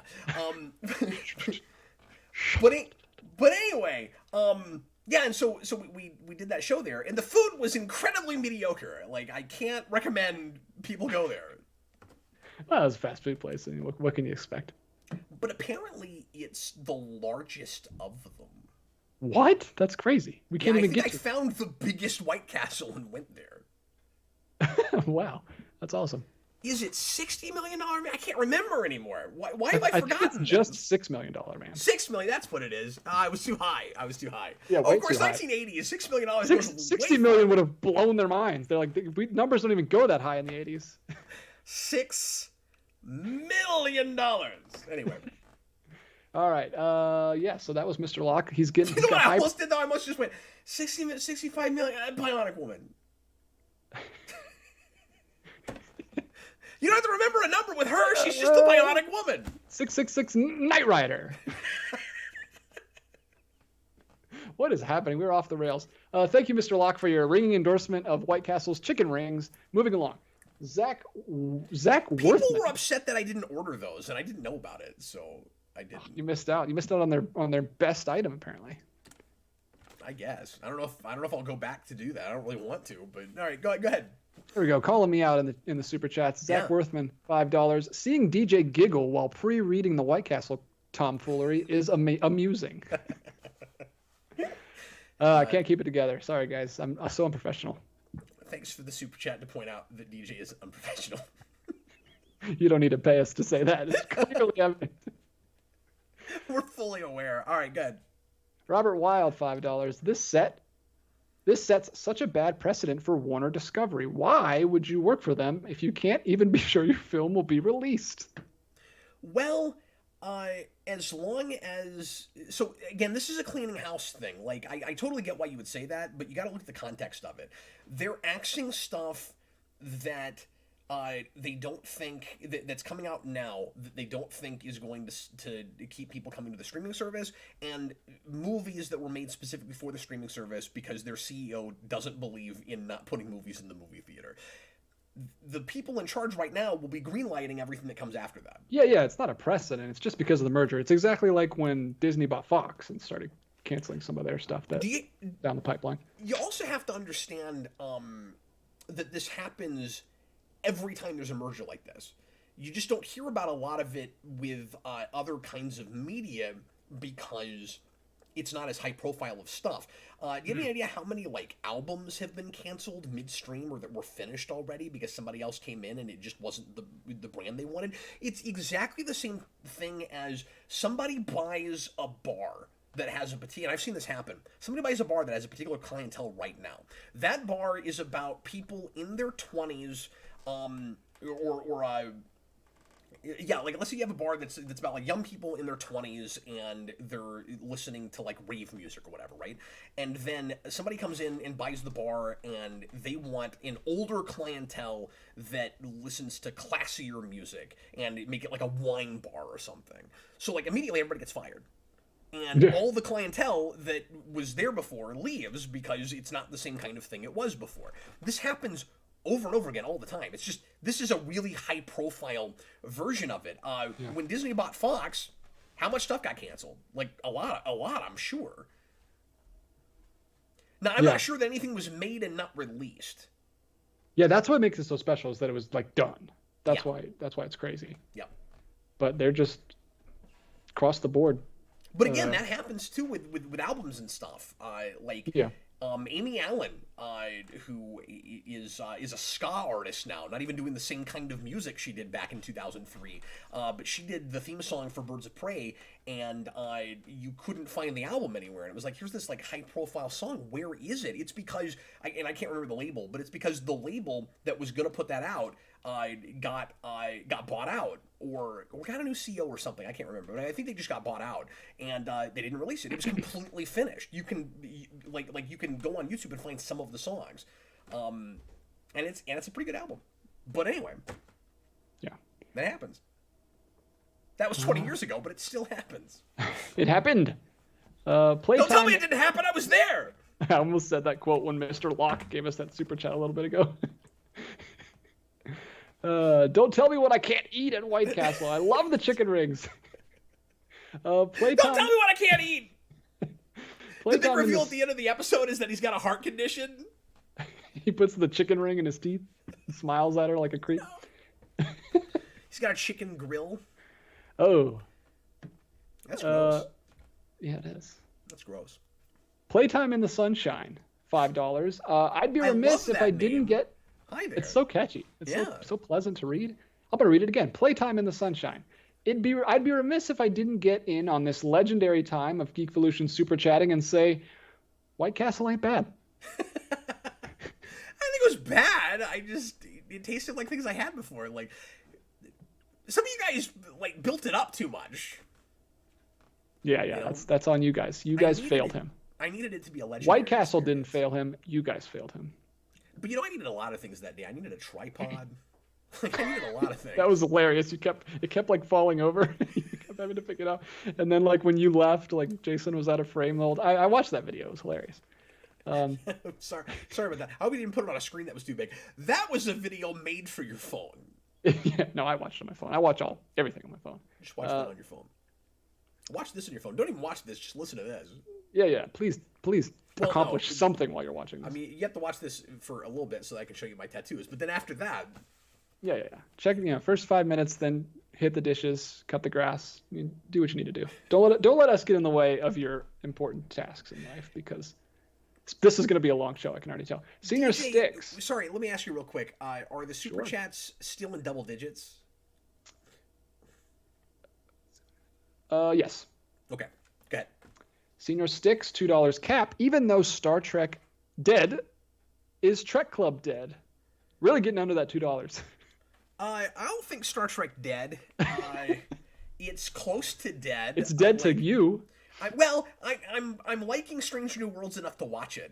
I'm gonna go grab some water. Sorry, I'll be right back. Oh, I ran out of water. I haven't done a full review of the whole season yet. It finished a few weeks ago, and I have not had a chance to sit down and talk about it, and it's not real fresh in my mind right now, so I don't know how I'm going to cover that if I'm doing that. I haven't decided how I'm dealing with that yet. I didn't like the last 5 as well as I liked the first 5, and there's still just sensibilities and things with it that are like off to me, and like it doesn't fit into the canon at all. But whatever, like it at least kind of feels like Star Trek, and it's fun to watch. It's entertaining, so I don't think Star Trek dead. I think it's mostly dead, and I'm worried that they're going to learn all the wrong lessons from the success of that show, and that show is going to slowly turn more into the things I don't like about some of the other shows like Discovery and Picard, but I hope not. Anyway, so yeah, as far as Trek Club, people have been asking me about that a lot lately, and I do want to bring it back at some point. It's just a matter of finding a night where it makes sense. And it's been difficult to, I've said this before, it's been difficult to prioritize it because we have, you know, requests to do, and I brought Rewind back, and it's not a so there's a lot of things on the plate right now, but also it's just not a thing that a whole lot of people care about. So for those of you that were watching Star Trek Club and sticking with us and watching it live with us every week, you guys were awesome, and thanks to everybody who participated and put the episodes on the wheel and all of that. I definitely want to bring it back, but I can't give you a timetable, and I can't promise it. So all I'm saying right now is, yes, I'd absolutely like to. Maybe less often, maybe not weekly. Maybe it would be like twice a month or something, but I can't promise it yet. And Brandon is a little bit busier than he was, but he's still harassing me about it, so I know he'll come back for it. So anyway. All right, I downed my entire water bottle. There's been so many super chats already, so I had to go get some more. Glad I got a Star Trek question so I could set you off on that, and I could run downstairs. Yeah, the only reason I talked about that for as long as I did was because I was waiting for you to come back. Sorry. And I didn't want to scroll up and try to figure out where we were with the super chats, because I thought that would probably take about as long. Yeah, it's probably already lost. We've got so many. TH1, $5. I'm not 100%, but if a show doesn't make money, the company can write it off as a loss. Great show, guys. Welcome back. Thanks.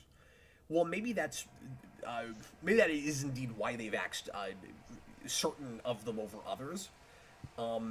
But yeah, thanks for explaining that, if that is indeed... Sorry about the sounds of plumbing. And the sounds of plumbing. But I didn't right off understand how... That needs to be expanded into a full parody song, please.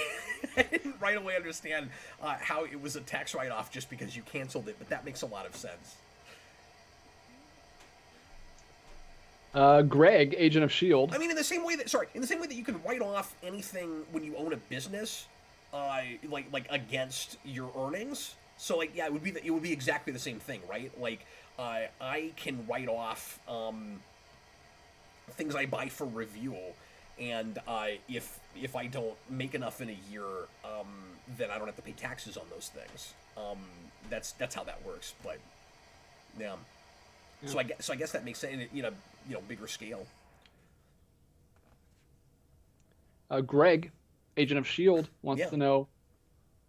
Oh, he doesn't want to know anything. He wants to tell us something. He has a fact for us. Oh, okay. $5 to say White Castle was founded in 1921 in Wichita. Yo, I forgot about that. It was Wichita. Yeah. Which is kind of ironic because we don't have those in Kansas anymore. I know. What in the world? It grew up and went off like a kid to college. I don't know where they're headquartered now. All my White Castles have grown up and moved away. I thought you were going to say all my White Castles are belong to us. What is happening? Go ahead. Who knows? Who knows? Who knows where we're going next? We're going to Senior Sticks. $2. Will you see a Shadow film or a Sonic werewolf film? I'm glad he's put another one, because Shadow could have been anything. Could have been a whole different thing. But Hedgehog. Shadow the Hedgehog. I almost went to The Shadow, and that would have been a completely different. Yes, of course I would see The Shadow film. I don't care about either of the other things you mentioned. That just sounds like cash-in spin-offs to movies I already don't really like that much. Yeah, Sonic Werewolf. That's that Sonic Unleashed game, is it not? Yeah, and the Werehog thing is dumb, and I don't like the look of funny, it. Though. I have no interest in a Werehog movie. Like, they could be all, oh, look, it's scary, and that would probably just be bad. I imagine, and I don't care about Shadow, and I was really hoping that the third movie would still stay into like more Genesis era material, and they would just do a Metal Sonic movie, but they're doing Shadow instead of Metal Sonic, and the big reveal at the end of that movie in the end credits could have been Metal Sonic just as easily as it was Shadow, because it's like, oh, the government, they're working on this project, and there's this like clone thing, and it's Shadow, and it could have just as easily been they were building a robot and it's Metal Sonic, but no, it wasn't that. I guess it can't be exactly that, because the Shadow project was supposed to be like decades old, but you know, that could have been slightly different. Whatever. I digress. No, I don't care about those things. Would I see them? I don't know. Begrudgingly. Like, my kids might want to go. I might take them. Will you see a movie is probably the least interesting thing you can ask me, because all I can tell you is if I want to or not. Like, the problem is I review material for YouTube videos. That's like what I do. So when stuff comes out, I have to make the decision with each thing if I'm going to go, and I don't do as much new stuff as I used to, but there's a lot of different things that you weigh. Like, some of it is, do you want to see it? And some of it is, well, if there's enough interest, it might be fun to talk about. You know what I mean? Like, so, Yeah. you know, I don't give in to peer pressure. I don't do it just because a bunch of people want me to. But sometimes I'm like, well, there's interest, and even if it's awful, it might be kind of interesting to talk about. Like, I had that with Super Pets, where I was like, I never skip superhero movies. So, like, I need someone to tell me they want me to see it, and then I'll go. Because I already feel weird about not going, but I don't want to. And that's why I did it. You know what I mean?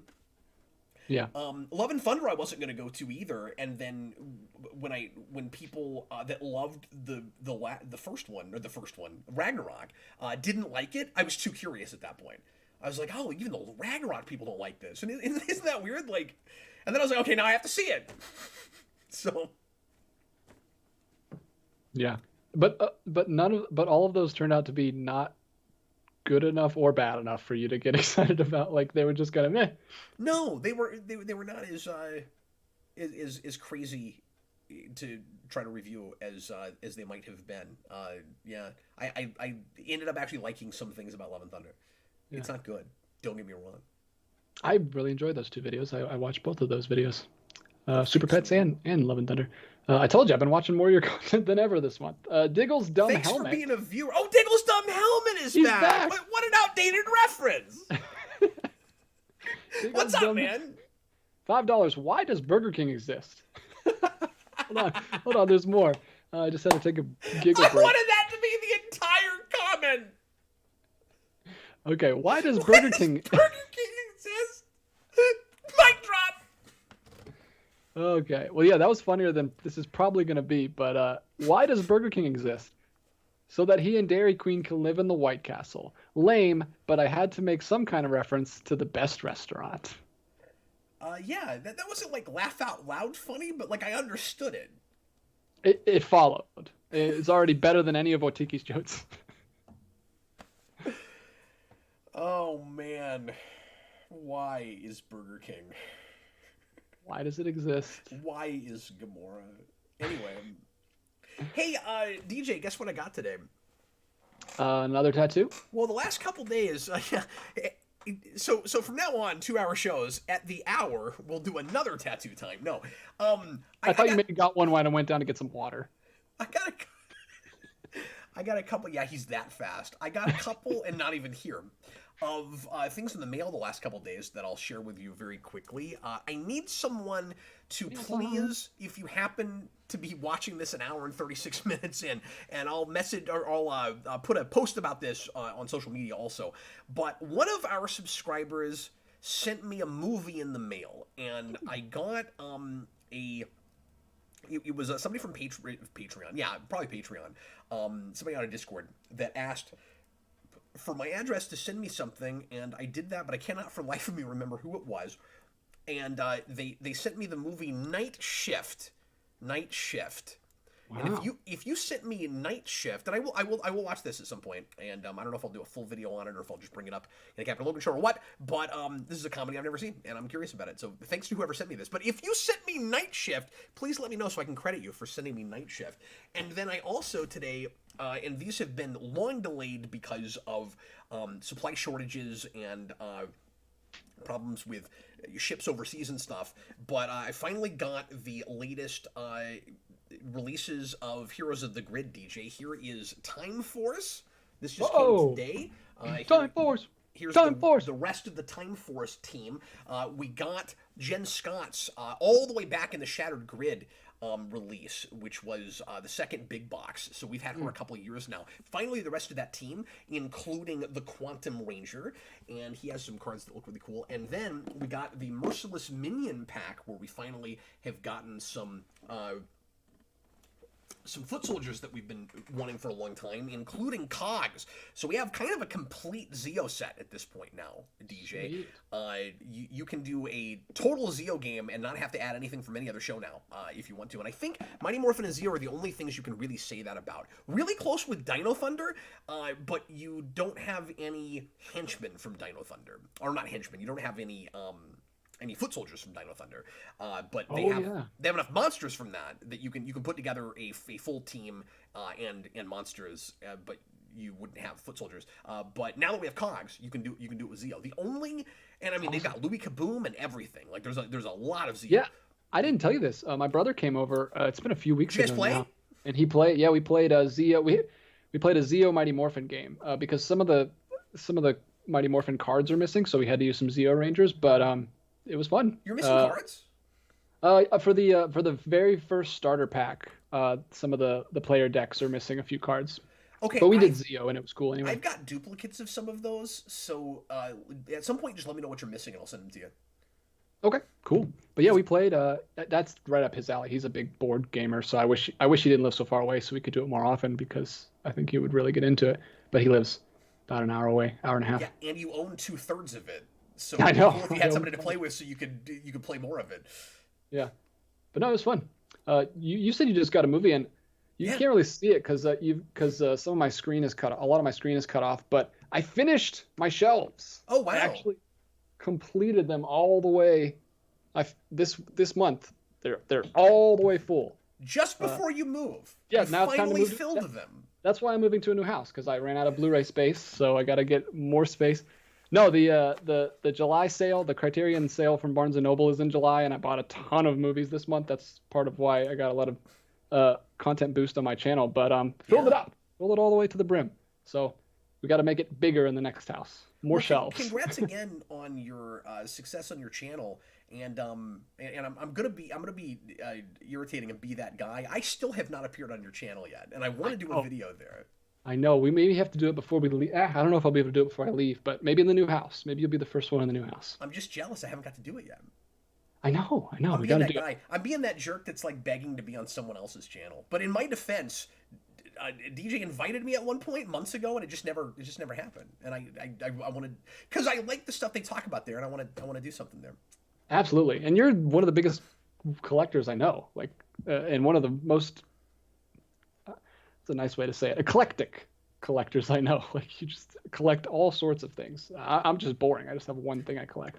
Well, and I know your channel is mostly movie collecting, but I mean, I do that too. I just don't do it the same way you do it. Yeah. Oh, absolutely. I mean, and I would like to talk about your near complete superhero movie collection also. I'm behind. I got to get rolling on that again, but I'm running out of space for that. I know. I mean, that's never going to end. I mean, maybe maybe if Zaslav can get to the rest of the companies, maybe your work will. Yeah, if you would just start action things, then I can catch up. Yeah. I really appreciate that. Look, Zaslav, you earn your $250 million and get rid of all the superhero movies so I can catch up. Robert Wild says, physical media for life. Yes. Thank you, Robert Wild. Physical media for life. The channel is The Welder, no space. If you guys haven't heard of it, we just talk about physical media and stuff like that. But I'm sure everyone here has probably heard us talk about it before. So real quick before we get back to super chats, and I promise we'll do that in a second. Last week Brandon comes over and we were hanging out, and he's of course been in this house a million times and used to come over on a weekly, maybe twice a week basis. Not as much lately. We've both been busy, but he comes over, and I mean, like, he saw this space while I was putting it together, while I was getting the Blu-rays and DVDs up here, everything. He stands in the middle of the room over here, and he's looking back here at my superhero movie collection, and I've got a wider angle now so you can see part of the other section I have over here too. And he goes, "I just realized that you have superhero movies on one side and TV shows on the other side." I was like, you are really observant, Brandon. Nothing gets past Brandon. He is on it, on point all the time. That's amazing. That's so good. I couldn't even make fun of him. I didn't know what to say. You were just like, yes, Brandon. That's what I did. I knew you would do that. One of the houses that we almost got, it was actually the other one we put an offer in before this one accepted, had a brick wall like in the basement, kind of in like your bunker. It had like a red brick wall facade that kind of looks just like the background of this show. And I was like, oh man, if I get it here, I'm gonna have to shoot the Captain Logan show right in front of that. It would have looked awesome. But yeah, and side by side, that'd be really cool. Yeah. Do you think you'll have a backdrop like you do now? Yeah, that's the thing. I don't know. There are several offices there's like an office on each floor, which is great. I'm gonna have some places to shoot. Wait, did you get a house or an office building? You're like, I got this house. There are several offices. There's an office on the main floor, and there's an office. There's like an extra bedroom upstairs, and then there's like a lot of space in the basement that I could use for an office. So I'll have a lot of places to shoot that I won't have to like set up a desk. Like, I don't know if you guys know this. I have to set this table up every time I shoot. Like, because I'm just in my kid's playroom. Yeah, he doesn't actually have a stationary desk like I do. Yeah, but I'll have a stationary desk now, and it'll be great. And I won't have to set up every time I have to shoot. So it's gonna be a lot better. But yeah, I think there's one of the offices has built-ins, but we're gonna have to make some new ones. They're not great. So I'll probably shoot in there for a little bit. But yeah, built-ins will probably be like the first big project we do when we get there. Yeah, that takes a little bit. Well, obviously, once you start moving, like if you need some time and I have to do the solo, the shows won't be as good, but we totally understand. Fun fact, I'm actually using the same desk that I bought 10 years ago. I think I've had it that long. Wow. Quality. IKEA? I think it was IKEA, yeah. And it was either IKEA or, no, maybe it was Nebraska Furniture Mart. I think it was. Yeah. And it was before we had an IKEA here, actually. Just before they put that in. But anyway, yeah, it's held up really well, and it's what I always wanted. It's multi-tiered, and it's partly glass, and I always wanted a glass desk. And I've never upgraded it because I can't find one I like as well as it. Like, you'd think at some point I'd just be like, I need a better desk. I love this desk. I don't know that I'll ever want something else until it falls apart. Yeah, I'm going to have to start looking at desk shopping, something I've never done. I'll have to buy a desk. I'll have space for a desk. I'm boring. I like desk shopping. That's fun. Something I'm also looking into is theater seats. I've never had to buy theater seats. They've got a really cool theater setup. It's like all blacked out and painted black. And has curtains on the projector screen. It actually has real curtains. It's so cool. Lucky dog, man. I thought my setup was cool. That's amazing. I'll show it to you. But right now they've just got two couches. They've got like a couch, and then up on a box they've got another couch. But I want to get actual theater seats in there. But they're expensive. Good grief. I almost did theater seats in here, and the budget. My wife was so cool. She like. We set up like a budget out of house funds, not talk too much about money, but of like how much I could spend down here setting up, and like I did some with Geekvolution money, but like she let me go farther with just other stuff, and I could have done that, but I couldn't do quite as much of the rest of what I did down here, so so I didn't. So too much of it would have gone to that. I have a really nice couch for viewing, but if I didn't have the Geekvolution set up here, I would probably do the tiered thing. I had that thought the other day where I would build something like a wooden structure where you'd have like 2 or 3 seats that tier up. But they just did like a wood stage kind of, and then put the second couch on that. It looks pretty simple. Yeah. And then they've got like. It's a little janky. We want to make it a little bit nicer, but it looks cool. I can't wait to. Hopefully, I mean, I'm getting way ahead of myself. We don't know. My house has to sell this weekend or this week in order to make that happen, but we'll see. But hopefully, it's looking like more of a done deal. Yeah, we're under contract with them. We just have to find a buyer for our house, which hopefully is going to work out. But anyway, how many super chats do we have left? We have 1, 2, 3, 4, 5, 6, 7, 8, 9, 10, 11, 12, 13? Look, if half of them are White Castle, there's a possibility that we'll get out of here almost on time. Go ahead. All right. Roomski Kornerkov. Which do you think is more annoying? A media that's overly preachy or media that asks hard-hitting questions but makes no attempt to answer them? That's a great question. That's a GNN right there. Yeah. This is gonna be one of those things where I could talk for a long time, so I'm gonna cut it like really short, because otherwise I'll get in the weeds with it. So something. It depends. it probably does. Something that's really T-shirt preachy, idea. And I guess preachy and pandery are different things. Or they can, I guess they can kind of go hand in hand, but like you can have a thing that's not just pandering to an audience, but is just like harping on a thing so hard. You're like, okay, we get it. The pandery thing is worse to me than the preachy thing, which is why I bring that up. But something that's preachy or something that he's basically suggesting a thing that brings up really interesting themes but doesn't explore them, right? Yeah. When he says like hard-hitting questions. Yeah, I assume that was inspired by your Thor Ragnarok video, because you brought that up a lot, where you're like, all these interesting ideas, and then it does nothing with them. But he's right. It's kind of I see where he's coming from. I have to talk these things out sometimes. So these are kind of opposites, right? You have something that won't stop telling you what you're supposed to take from it, and then a thing where you don't even have any idea where the film comes down. That is equally irritating to me. I mean, I think those are problems that sometimes kind of come from the same place, which is just it's not thoughtful about it, right? Like it's not really that interested in telling a story so much as just going through the motions, or it should have just written a paper about philosophy or morality or something, right? Yeah. Do you have a place where you immediately come down on this? I would say I'm struggling with it. I think the second one could be a little less annoying, because at least you can think about it and think where you come down on it. It can at least inspire thought. Whereas the first one, if it's just constantly hitting you over the head with like just preachy stuff over and over and over, that's just no fun for anybody.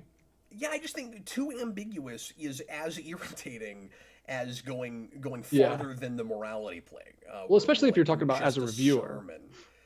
Like if you're reviewing a movie, those are equally annoying. It does depend on whether I care about the characters. I mean, that is a place where it is kind of a depends question, because some of that it's easier to kind of look past if I'm latching on to anything. So that's where it does start to look more like a case by case. But I think generally, probably preachy before the other thing. That's an excellent question. Mm-hmm. Nobody's ever asked me that. Which is a feat after we've done over 200 of these shows and multi-topic. We're going to make it harder, too. We haven't announced that yet. Ooh, stay tuned for the end of the show. Also, stay tuned for when we end the show, because who knows when it'll happen. I'm sorry. We'll try to move a little quick. Go ahead. Brian Luckman, $2. And forgive me, I don't usually say this. It's not something I would say on Geekvolution, but Brian Luckman, $2. What the hell is White Castle? The hell is White Castle? I hope he actually doesn't know. I bet that's what it is. I bet it's either a new viewer or somebody that's watched us for a long time but doesn't usually comment, and finally was like, this will be the time because this is irritating and I don't understand it.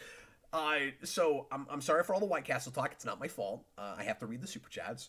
And White Castle is a chain of fast food restaurants that used to be, I think, a little more prevalent than it is now. I thought it was mostly Midwest, but I found one in Florida, and it also goes all the way up north, because I want to say there was one only like a couple hours away from Austin when he looked it up, and he's in Canada.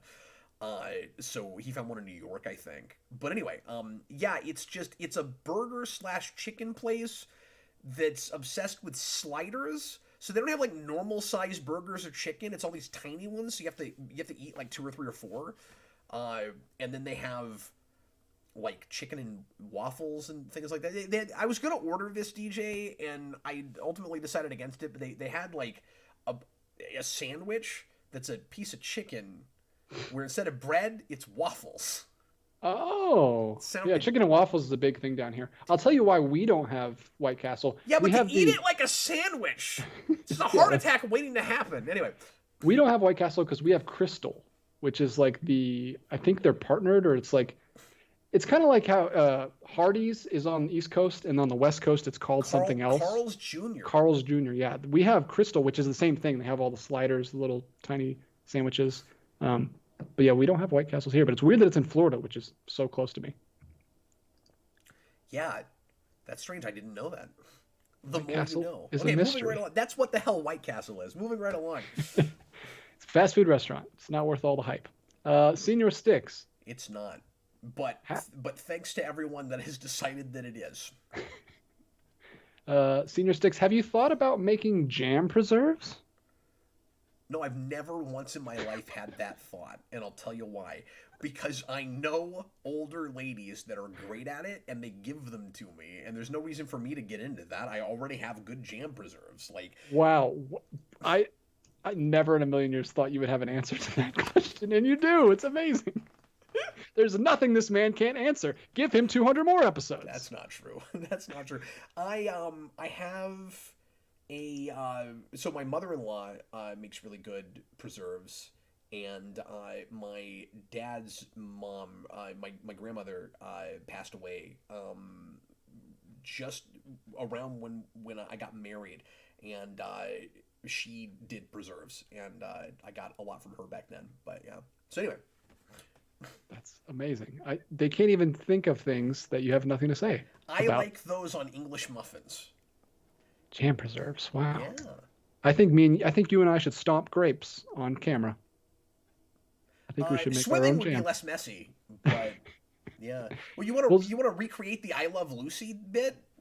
we'll just yeah, we'll just film or that like viral video, one of the very first viral videos. I think it was like before YouTube, of that woman on a newscast like stomping grapes and she falls off. Have I you don't seen that? remember that.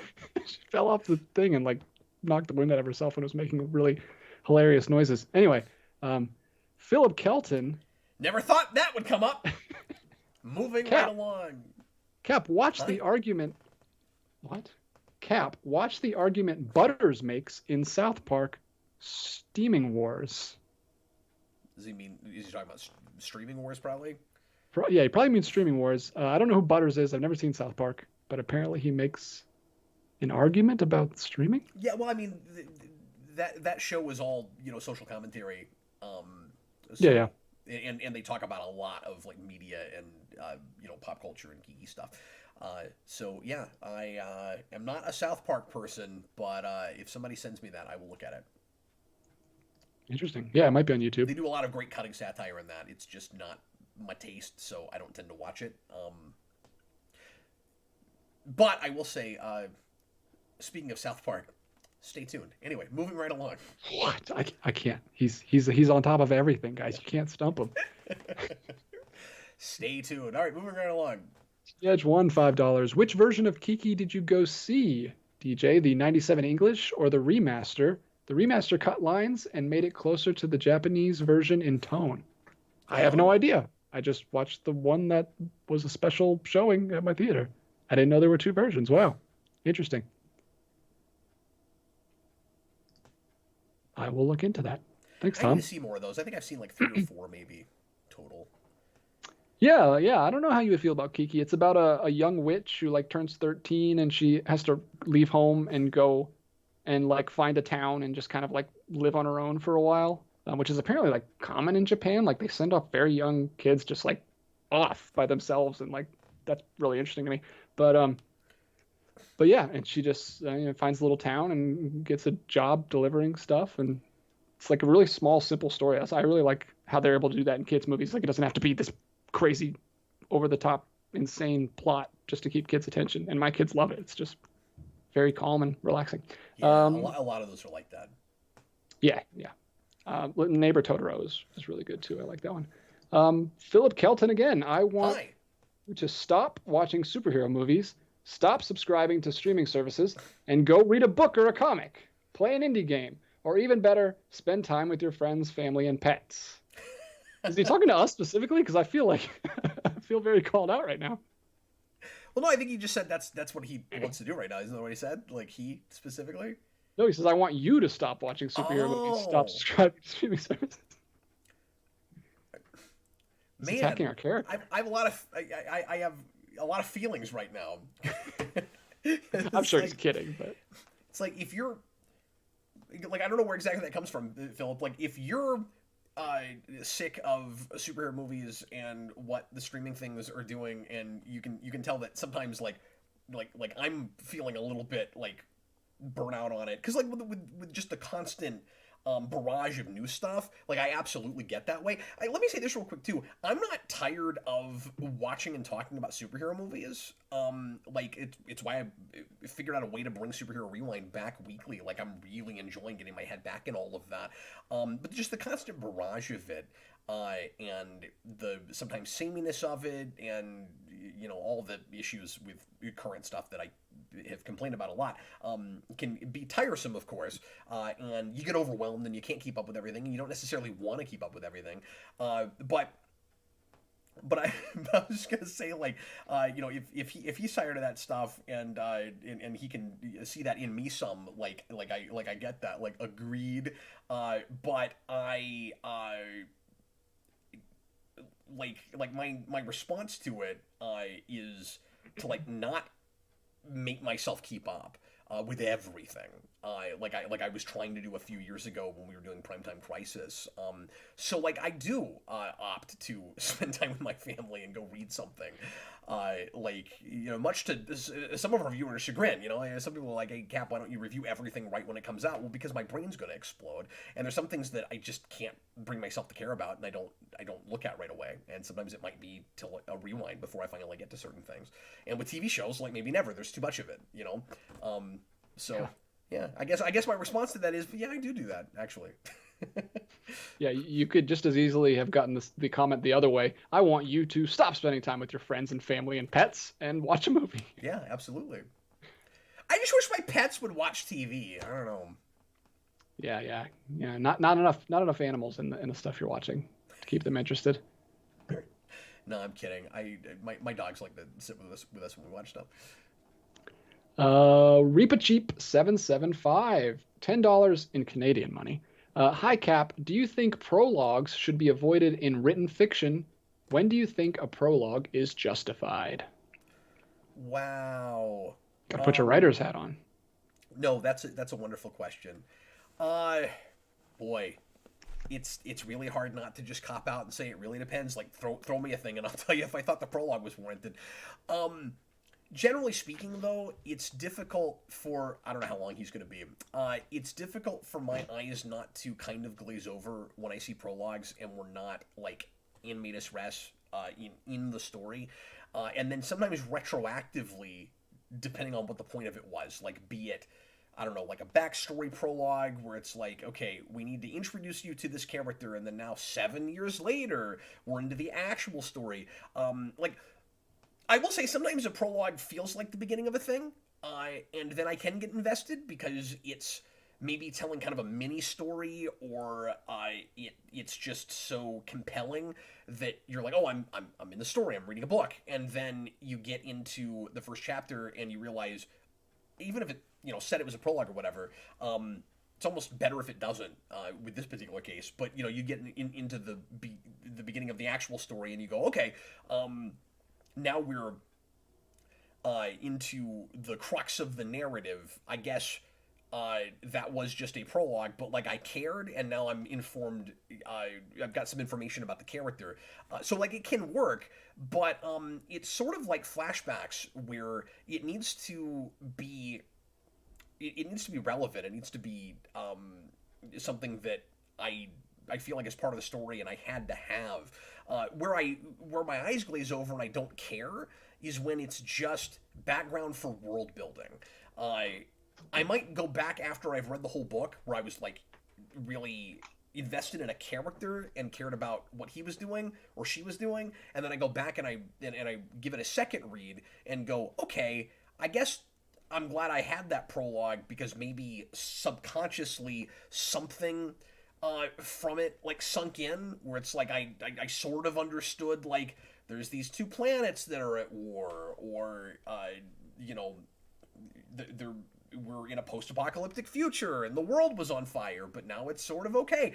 Whatever it is. But usually the feeling I get reading that stuff is, this is homework.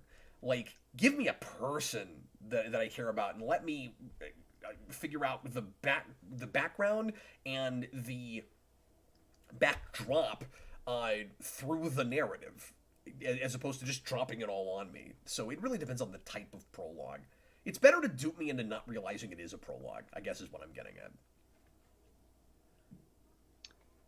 All right, sorry about that. Had a little emergency. My son woke up. Robert Wild. Are you good? We will Oh yeah, finish yeah. up as quickly as possible. No, he just woke up and had to go use the restroom. Tell me we've only got like a couple left. We have only got a couple left. Sure. Yeah. Oh man. Speaking of pandering, don't patronize me. Yeah, that's patronizing. When do you think? Okay, here we go. Robert Wild, $2. Is Star Trek: Strange New Worlds still good? It's it's okay. Yeah, I think it's good.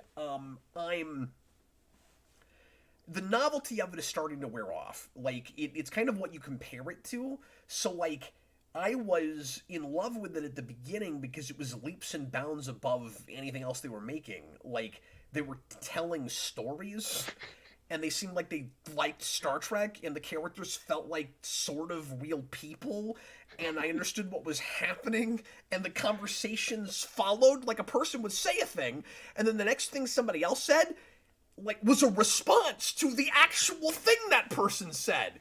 I was on cloud nine, man.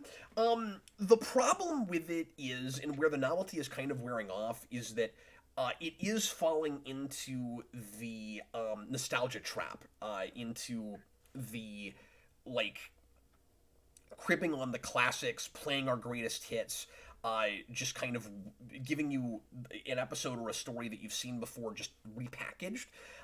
And I would probably even appreciate that more if it weren't for the fact that the Orville does it so much better, because the Orville will take 2 or 3 or 4 or 5 Star Trek stories or archetypes or whatever, blend them together, and then give you a finale that is completely off the beaten path and not at all what you thought it was saying and where it was going, and it makes it completely fresh again. This hasn't really done that much, where it really does just feel like a lot of kind of repackaging. So I'm enjoying it while I'm watching it, but it's kind of disposable. Like it doesn't feel like this is going to sound awful. It's like if we have to have Star Trek and we're not going to move forward, we're not going to go to the future and it has to be prequel stuff. This is it's fine. Like if we have to have it, I'd rather this than nothing, but I'd also kind of in some ways rather have nothing. Like we don't need this. But I don't mean to say I'd rather have nothing. I'm still enjoying watching it, but I don't think it's adding enough to to canon or just science fiction or yet. So I'm hoping that it can push some boundaries after this. The other issue is Pike is getting lost too much. Like when an episode is actually about him, he's wonderful, but he's turning into like his own comic relief too often, and just too many episodes don't feature him, and he's kind of one of the big selling points of the show. But I like their cast. I'm avoiding spoilers here because there's a couple of things that if I was spoiling things I would complain about right now, but I can't. So anyway, production values are still just through the roof, and it's fun, and it's not so pretentious and all of that. So I'm still enjoying it. I will keep watching it, but some of that novelty has kind of worn off, where it's like if I start comparing it to other Star Trek, like it's basically like Star Trek Beyond the series. That's cool. Senior Sticks, $5. Would have Trek been better had they done a Trek medical show and Academy show before the Enterprise show? No, I don't think so. Because and Grey's Anatomy with Star Trek. This is getting back to I would have been bored with a medical drama, because the problem is medicine in Star Trek is you pick up a device and you go like this and then the person is fine. Magic spray. Yeah. Like you put a thing on their head and it blinks a few times and now they're out of the coma. Like I don't know. Oh no, I have a headache. Psst. And then they'd be good. It would be a fun parody, like it would be a fun parody of Grey's Anatomy where the episodes are like 3 minutes long. Like it just shows them get injured and then they bring them to the doctor and like, all right, we're good. you'd have to be so much more realistic about it too than your average Star Trek episode, because so many medical conditions in Star Trek is this person turned into a monster, and I don't know how we'll ever get him back to normal. He's got hair coming out of he's got an extra head. He's got tendrils, and then you get to the very end of I'm not talking about any particular episode, but you get to the end of the episode, and magically, whoever the Doctor is, be it the Doctor in Voyager, or be it Crusher or Pulaski or whoever it is, you get to the end of McCoy. You get to the end of the episode, and you get like a log from either the captain or the Doctor. It's the Doctor worked at this real hard, and now that person doesn't have two heads. And so you have to be a little more realistic about it than that, because you would be my fear about a medical show in Star Trek is every week would be, we cured this plague that nobody was able to cure for 500 years. Our Doctor's a genius. What makes him different than any other Doctor in a Star Trek show? They're all friggin' geniuses. We're that way with linguists now in Star Trek prequels, because it's like, it's before the Universal Translator is that good. So if you have a linguist, they have to be able to speak 600 languages and pick up a new language that the Universal Translator can't figure out in about 16 seconds, so that the aliens don't kill us. And that's a trope I'm getting tired of. But I digress. No, you couldn't have done it back then, even if you could make a really cool Academy show, or sorry for people that don't care about Star Trek, that Star Trek keeps coming up, or a really cool medical drama, because, once again, episodic. I guess the medical drama thing, it would be easier to do on a week-to-week, like one-and-done episodes, than maybe the Starfleet Academy thing. I would think that would have to be a little bit more serialized, but anyway. Yeah. But my gut reaction is, Enterprise would not have been any better because you did a medical drama first. Moving right along. Philip Kelton just put in a 50 Mexican pesos super chat. He says, your medical Star Trek issues got addressed in Lower Decks. Oh, okay. Well, I wish I could stomach that show, and then I could look at it. That's the thing, is that is a just like straight up parody thing that people keep saying, oh no, but like here's all these like great things they address and great stories they're telling, and I'm like, But it's a Star Trek parody show that calls itself Star Trek and wants to be canonical. I can't reconcile that. Like, and I would still be able to like watch it and have a good time with it if I thought it was funny and I didn't find it insulting. But like, man, I got 10 minutes into the second episode and I still couldn't do it. I watched the pilot and I hated it, and I was like, I don't want to watch the show. And a few months later, DJ, I finally tried it again. I was like, it's really weird to have Star Trek I've not seen. I get 10 minutes in, I couldn't do it. I couldn't have it. You need to be documenting this stuff. This is the kind of reaction videos we need. You have like this inner turmoil going on where you're like battling with yourself. They'd be so inarticulate. You really think anybody would watch though, like episode to episode with these shows where it's just me fuming? Like, I would absolutely love it. I think it would be great. Solid entertainment. This is not us announcing things. I'm not promising that this is going to happen. Okay, moving right along. Stop announcing things, DJ. All right. We are 10 minutes past 2 hours. We will try to get this finished. Strap in, guys, because we're not going anywhere. T-Edge 1. I'm going to actually ask these next two together because they're the same question. Sorry you guys both used a super chat for it, but T-Edge 1 says $2. Orville Season 3 overview. Thoughts on Orville 3? And then right after that, Matthew Bass said $5. Thoughts on the Orville? The third season just ended. I've seen 3 episodes, so I can't talk about it right now. I'm just behind and I haven't caught back up. I don't know why. Like I'm loving it. I just keep forgetting to sit down and watch it. I've had so many other things that I've had to deal with. I was watching Strange New Worlds week to week, and I was so excited that there was anything watchable to me from those people that I prioritized that. And Orville, I'm like, Orville will be there, and I'll get to it. But also, I was doing a rewatch of that show with my wife, who hasn't seen all of it up to the 3rd season, and was having to watch it without her because we didn't finish that rewatch, and that was kind of a bummer. And so I have not been compelled to finish it right away for those reasons, but I will get to it. I probably should talk about that when I finish watching it, and I didn't realize it was finished, so I should do that anyway. Next, I love what I've seen so far. I like that they're not handcuffed to a time limit, but I do think that they're a little longer than they have to be because of that. So, like in not axing anything, they're 5 or 10 minutes longer than they have to be, but that's okay. But real challenging story so far, and not very jokey. It's so weird to have a thing that was like initially pitched as a Star Trek parody show, and that's how they got away with not getting sued. And then, I mean, like, if Paramount watches the show now, they should just sue it because it's just Star Trek. But it's but Paramount wouldn't recognize real Star Trek, so they wouldn't even notice. That's a good point. That's a solid point. But you watch that show now, at least the episodes I've seen so far, and like the brand of humor when we get to levity is the same because it's still in that McFarlane vein. Although I don't know that he's written any episodes that I've seen yet. I don't think he has.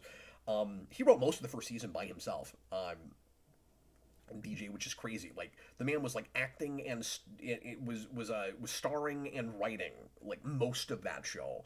And they were more than solid. But anyway, it's like 4 or 5 jokes an episode, maybe, and wow. Like not even most of the time like real heavy hitting, laugh out loud. Just kind of the same vein of regular Star Trek stuff. Like it's about as much comedy as an average TNG episode. It's really great. But anyway, moving right along. All right. I keep saying that we got to get through these super chats. We have got next up from Mr. Power and a force that you've never seen before. They've got anyway. Mr. Locke. Hi, $5. Mr. Locke. White Castle has been eaten. I watched it eaten. I saw it eaten. Don't tell me it didn't get eaten. That's what Mr. Locke says. If White Castle itself got eaten, we wouldn't have to keep talking about White Castle. White Castle has been eaten. Did you eat White Castle? I thought I watched that video. I don't remember you eating the entire place. No, I ate food from White. I ate White Castle ellipsis food. Okay. But I didn't eat White Castle. Don't tell Mr. Locke it didn't happen. Don't tell him it didn't happen. You saw it happen. Thanks Don't tell him he can't play a game on his lunch break either. Don't tell him that. He can play a game. It's his lunch break. Oh, thank you, Mr. Locke. You are the best. Zach Worthman, $5. Most of the time, I don't like Connor. But why does Burger King exist? This keeps coming up. Somebody said that in a show, and that has become a new kind of Geevolution meme. Most of the time, I don't like Connor. T-shirt idea. Sorry, Connor. Oh, that's a good... Yep, write that one down. Write it down. Write it down. No, you have to write it down. You're the T-shirt making person. I gotta get that assistant going. Maybe at the new house. All right. Most of the time, I don't like... I would wear that shirt. I would too. I didn't say it would be true, but I would wear the shirt. Mr. Should we do Locke. that stupid thing where you have a T-shirt that has an arrow and it says like he doesn't like Connor, and then it's pointed this way, and then you have one with an arrow pointing to me and it says he doesn't like Connor. And we put Connor in the middle. Yeah, that's amazing. Connor has a lot of like self-esteem issues. I don't know why. Mr. Locke, $5. Mr. Locke again. Connor, back again. So just I have to say this for the record because I don't want this to be another Cap hates Brandon situation. Most of the time, I do like you, Connor. Most of the time, of course. He was a guest in my house very recently this month, and he left things in great shape. He didn't ruin anything that I know of. He was here. Yeah, he slept in the bunker. Ah, he's a fellow bunker dweller. Mm-hmm. I mean, not usually, but yeah, a couple cool. times. Not normally, just on the reg. He's just down there, creeping around. Such a Connor thing to do. Connor zombie. A combi. All right, that sounds like a communist zombie. How is that not a movie? Combi? A combi. Oh, a combi, because a combi is a dinosaur. Oh, yeah, that is true. The little tiny ones that jump around. Yeah, those are horrifying. Terrifying. That's the opening of the Lost World. Yeah, which is actually the opening of the original novel. And yeah, they that's right. commandeered it for the sequel. Yeah. Oh, that's right. He did almost kill my wife, Thomas Lowe. I did forget about that. He wasn't on his best behavior. What did he do? I don't know if you saw that. He shot a. We were shooting fireworks because it was the 4th of July while he was here, and we were shooting bottle rockets, and he tried to shoot a bottle rocket out of his hand, and at the last minute, sparks started burning him, so he let go of it, and it hit the ground, and in midair, it shot out of the bottle right at my wife's head, and she like Spider-Man dodged it, and it was a whole thing. I put it in one of my videos because I wanted to make fun of him. For the record, the one time I was there, I did not get remotely close to killing DJ's wife. That's true. Just for the record. I'm not keeping score or anything, but this is why most of the time we like Connor. Yeah, most of the time when he's not killing my wives and children. But yeah, Thomas Lowe must watch my videos because I definitely threw that in there to make fun of him. I'm sorry, I have not seen that one. That's nuts. Yeah, it was funny. Also, I posted it as like a what are those called on Instagram? What are the longer videos called? Reels. I posted that as a reel on Instagram, just as like a joke, as like a funny clip, and it's got way more views than anything I've ever done. It's almost at 10,000 views. It's ridiculous. Just him shooting of people that almost die. Exactly. That's all it is. So yeah, if you want to see it, go to my Instagram and watch my wife almost get her head shot off because everyone else has seen it for some It's only reason. Funny because it didn't happen. Oh yeah, I wouldn't have posted it if he hit her in the face with a firework. Oh, Connor. This is how my wife turned into Two-Face. Good Lord. And we've gotten dark. Let's go back to Mr. Locke, shall we? Lighten it up with the joke, Mr. Locke. I can never tell when I'm taking it too far.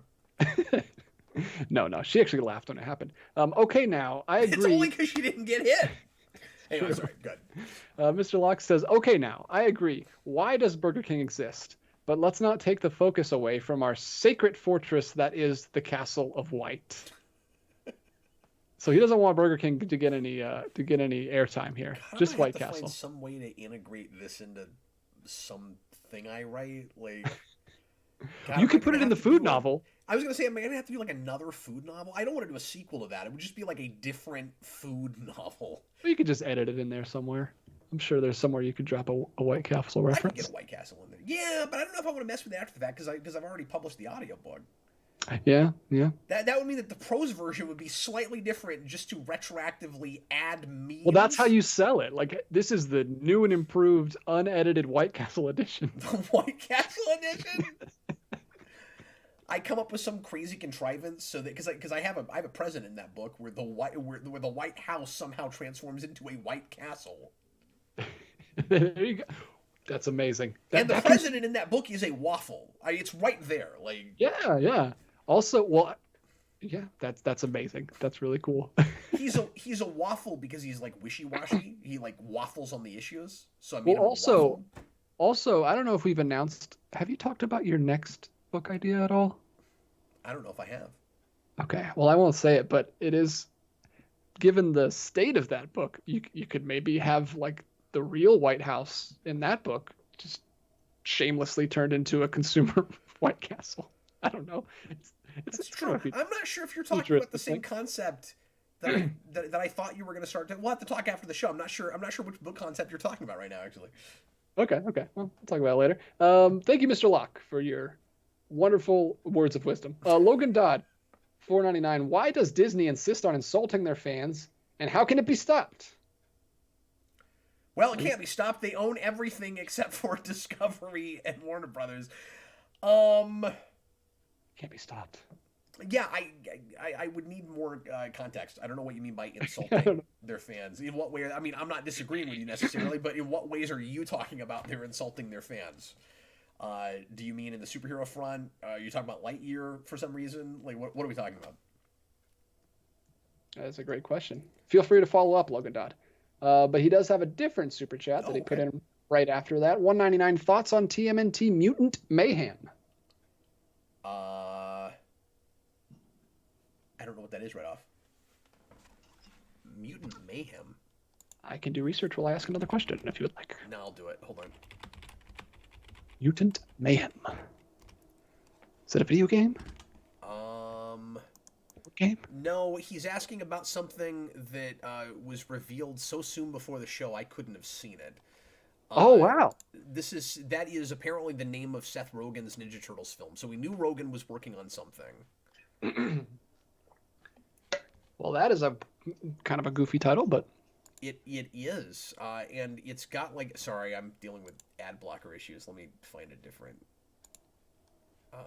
article here. See, we're right on the pulse here, folks. Thanks to you guys. hard-hitting journalism. Thanks to the super chats. See, like I said. God, I'm still having ad blocker issues. Hold on. Robert Wild says you're slacking on your TMNT knowledge, Cap. Come on. I was having dinner with my family. So like one person is like, okay, so I don't think you should do so much like current superhero stuff. You should just go hang out with your family. And then this guy's like, don't even have dinner. Just spend all your time looking up information about Ninja Turtles. No, Mutant Mayhem coming to theaters summer 2023. This is from Bloody Disgusting. Oh gosh, is that actually the logo? Yes, that's what I was gonna say. It looks like kind of a old timey horror movie thing, or more like Garbage Pail Kids. Oh yeah, which is weird because that probably doesn't exist without Ninja Turtles. but no, it looks like a hair metal album cover. Yeah, that one's actually better. The one I saw was just like on a black screen, and it was different colors, and it looked weird. But that one's, I see what they're going with that. It is animated. Announced this afternoon, the brand new animated Ninja Turtles movie has officially been titled Ninja Turtles Mutant Mayhem. Teenage Mutant Ninja Turtles Mutant Mayhem, releasing in exactly 1 year, August 4th, 2023. Jeff Rowe, Mitchell's versus the Machines, I don't know what that is directing this movie, which is produced by Seth Rogen.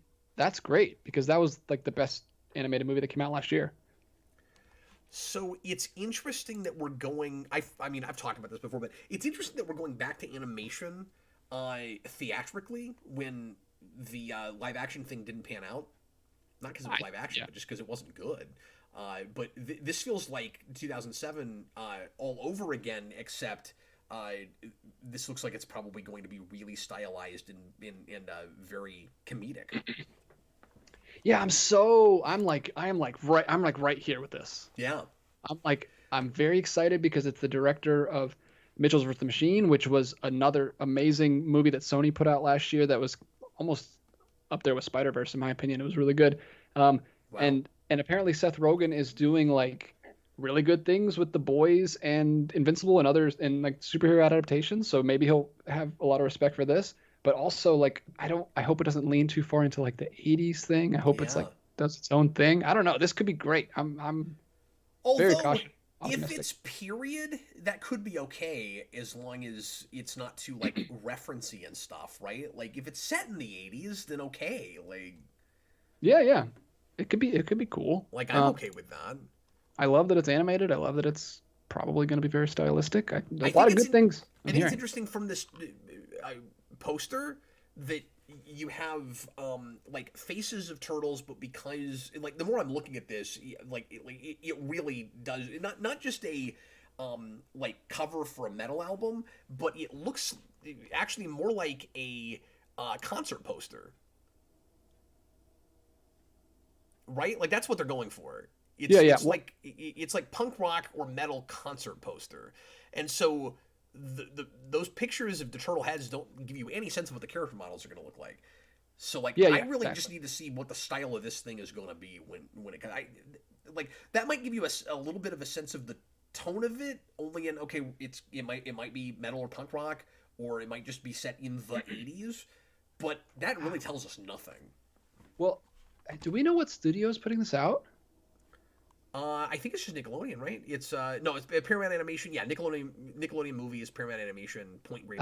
Okay. See, I would feel more comfortable if it was Sony, because. Well, it can't be. I know, but like maybe it can be just as good as Sony Animation. But like the Mitchells versus the Machines, it didn't have exactly Spider-Verse aesthetic because she was a filmmaker in college, so it was kind of like this. It was kind of like. Collagey and sketchy and like her doodles and stuff, and it was very interesting, all new animation style. So they've killed it with the last two animated movies they've done, And I would like this to do that too, to just like revolutionize animation with a whole new style. I hope it does. I don't think I've seen anything that Nickelodeon has done lately, so I don't know if I have any faith in it. But well, it's entirely plausible too that Nickelodeon just lets them do whatever they want to do, and that his animation style, just because he's not Sony doesn't mean he won't still get to do that, I suppose. yeah. But yeah, I hope it's awesome. Nickelodeon still owns the license, so Paramount was going to be involved in some way. Did you scroll down a little bit and see that this is actually a billboard, or it's like on the side of a building? I did, yeah. And there's like ooze dripping out onto the ground, which is really cool. Yeah, it's cool. Yeah, that's cool viral marketing. I like it. Hopefully it's great. Fingers crossed. Yeah, Robert Wild. Sorry about the Facebook noise. Anyway, how many more do we have? Are we close? We are close. We are close. We are under 10. Thank you guys so much for keeping the show going and for the variety of questions, and also, I suppose, the lack of variety of White Castle. What else do folks want to talk about? Cyber Troop Studios wants to know, life imitating art. I never envisioned Warner Brothers going all killing joke. Oh, sorry, it's hard to read these for the first time. Going all killing joke Joker on this Batgirl movie, and yet here we are. Yeah. No, I mean, it would have been impossible to predict that, right? Yeah. This kind of thing never happens. Like nobody would have. No one saw made, this coming. And we're not going to see it. Irony. And I said earlier, like, this kind of thing happens all the time, but I don't mean to say that I guessed at any of this. Because again, it's very rare for a thing to get made and they don't try to recoup their costs from it. Yeah, absolutely. They just thought that they were going to lose more than they could possibly make, I guess. It also I didn't mention this earlier, it also makes me wonder, DJ, how it's going to affect the TV side for DC-related properties. Like, will they do the Disney Plus thing? And because their CEO is all, I don't want us to have movies that don't go to the theater, but how is he going to be about, like, related TV shows in the same continuities? Because, like, how is this going to affect the Batman shows? The Penguin show, yeah. I assume that, well, both of them, that and the Arkham show. I assume those still happen. Yeah, I wasn't even thinking about that earlier when I said, boy, can I make a totally what's the word I'm looking for? Like, I can't think of the word. I'm gonna make a prediction that is coming from nowhere except my gut. I think we will see two DC shared universes simultaneously. That's what I think we'll have. I think we'll have a new DCEU, whether it's soft rebooted at all or not, that will be more or less ground up and will be as classic of the versions of these characters that you're familiar with as they possibly can make them. And then you'll have whatever Reeves wants to make because he had a movie that was successful, and especially if these TV shows are successful. I think you'll have one of two things will happen. You'll have Batman in a world all by himself. It'll be like X-Men and MCU, right? Except under the same house. You'll either have Batman by himself and you'll have a DC universe that avoids Batman, or you'll have another Batman who shows up every so often but doesn't have his own movies. That's what I think they'll do. Wow. I would love it, actually, if we had a Bat Family universe and then a rest of the DC universe. Yeah, I actually would, too. And I think, very ironically, they will stray away from multiverse. And I hope so. It would be so weird to have a Marvel universe that is obsessed with multiverse and a DC universe that stays away from it. Because that is so reversed, of course. But I think they're going to look at what Marvel's doing right now and see that the writing is on the wall and that the multiverse thing is so hit and miss and people are confused by it, and it's not everything they're doing is printing gold like they thought it might. And especially if they don't go for what Flash was supposed to be doing with all of that. Because if they axe the whole Keaton thing, what do you replace it with if you're going to do multiverse? Or maybe maybe they'll do what Marvel did, where they won't start with it, but someday they'll start doing some multiversal stories. But maybe it won't be gimmicky and it won't be about other movies. It'll just be what the comics were, where it's like, well, yeah, we're in a multiverse, and occasionally we have other versions of characters. Which, by the way, I love some of those stories, and I do want them to do some of that. I like what Doctor Strange did with it because it's traditional multiverse. We have some other versions of characters from other universes. It's not super gimmicky. Some of it was a little bit that way with like Professor X and stuff, just in casting. But like, yeah, sure, you can see a Captain America from a different universe and a Captain Marvel from a different universe. Fine, but it doesn't have to be like the be all end all and try to impress everybody with the concept. Where it's like, oh man, there's all these people that are watching superhero movies that have never heard of a multiverse. We'll pretend like we invented it.